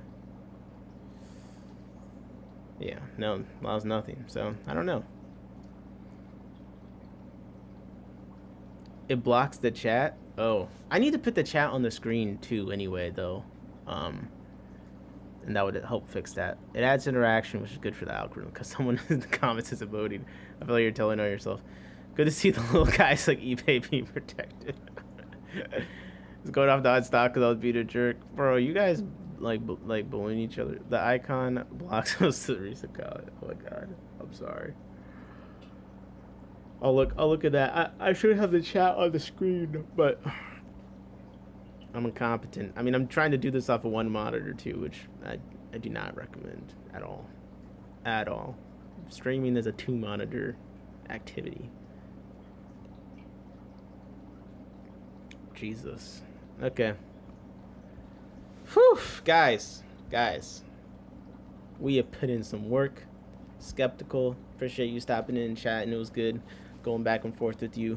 You're doing good stuff. I hope you keep looking into things. Let me know if you find out anything on the eBay. Definitely be down.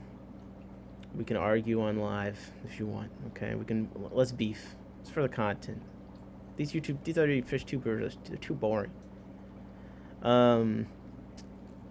Nice knowing you, Nick. Yeah, this has been a crazy stream. It's been long. It's been productive. I feel like we've gotten a lot done. There's been good back and forth. You guys have given me good feedback, and also being bad examples. Put out some criticism. Tried to put out some shout outs, some positivity. You guys have been going crazy, holding it down in the chat. Thank you so fucking much. I really don't know what to say. It's been incredible, and I just appreciate the company. So let me just real quickly. I'm scrolling up. I might miss people. I'm just gonna shout out all the names I see as I keep going. Jorge, Mexicali Fishkeeper, Poo2 Bird, Skull Aquatics, SE, Carahulas, Empire of Dirt Aquatics, Bob Bravo, the 186 Element, Fathom Aquatics, middle but not least Skeptical Aquatics, Lake Missoula Aquatics and Plants, parentheses Ben Sharp, Shay Bryant, who else? Aquarium Digest. You guys talking too much. Oh, Big Steve. Shout out Big Steve. He really helpful with the brine shrimp stuff. I'm sure he'll let me know if he tries the other eggs. He sent me videos of some other eggs he found. It was like Aquarium Brine Shrimp Factory or something that he's been testing. He put those videos on his channel. Appreciate you a lot, Big Steve. And the feedback on the club stuff. No, I'm not totally crazy. Who am I missing? If I'm missing you, Brant and Lightcap, I'm not going to miss you again. Stephen P. 2003, thank you so much. I my chat cut off earlier, but I think Audra was her name that started at the beginning. I hope you had a good journey to the end. Awesome stream, great work. Appreciate it. Test your drinking water for clove oil. I know, bro. I hope I don't wake up tomorrow like. I hope I don't wake up tomorrow with a disaster on my hands. But I have said before, if there is a video critical of Aquarium Co-op with 20 views, Corey would be 10 of them. So I have no doubt that this will somehow reach his ears or eyes, or, you know, the risk is there, is what I'm saying. Like, there's risk. But it's all in good faith. It's all in good fun. I've spent tons of money at Aquarium Co-op. Don't forget to tell your family of a review. Plus, Magic Feed's the best aquarium food on the market. So, we're good. We're good. Okay, yeah, I'll look at the reactions for sure. If putting the chat on the screen would solve that for you, let me know. But yeah, I'll look at the reactions. Keeping oh yes, skeptical. Please let me know your thoughts on it. For anyone that's interested, we do have a Discord. It's not for the channel. It's more for like focused like breeding stuff and hobbyist stuff in general. So I wouldn't necessarily join like if you're just trying to talk about stuff regarding the YouTube channel. But if you're someone like that wants to be in the know on aquatic isopods, that wants to kind of chat more detailed stuff, look at research papers and things like that, I'm going to put a temporary invite link for the Discord server, and that would be a place, skeptical, if you wanted to share something, your thoughts. That's what, if you wanted to share your thoughts on the dance fish thing, which is basically he's euthanizing fish when they get them to screen for diseases proactively. Kind of interesting. I did go over it earlier. If you go to his channel on the most recent, one of the most recent unbagging videos, he kind of goes, I think it has medical screening in the title. That will be where you find the thing. And for some reason it's not generating a link to my freaking Discord. So give me a second. I'm trying to find one because I don't want to bring it up and then not do it. Like, I'm gatekeeping. I definitely don't want to have it like in my description, but like I do want to invite people to it. So there's a link to the Discord. Aquarium Co-op's gonna copyright you. What? I didn't even play any reaction videos. I could have played the videos of him at the factories in China. You wake up with a new car. Okay, I put the Discord link in there. Feel free to join. It's a good place if you want to talk about stories or anything like that. It's not about the channel. It is in our tanks, so it's more about what's going on with everyone sharing information about breeding and stuff. But if you're interested in that, feel free to join. Just don't dox me any more than I already have. A new car Pierre, sleep with the light on. All right. I gotta go to sleep. Catch you later. It's been a hell of a time. Most fun ever. Appreciate you guys so much. I'm glad you think I wasn't wild out.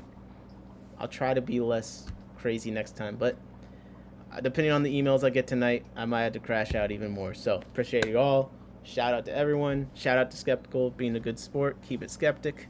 And the Isopod agenda, you already know, 2025, we're going crazy. Check out Conrad's fish when he's in stock, or I do technically sell stuff somewhere, but that's not what this is about. Peace. Have a good one, guys. It's been a great time.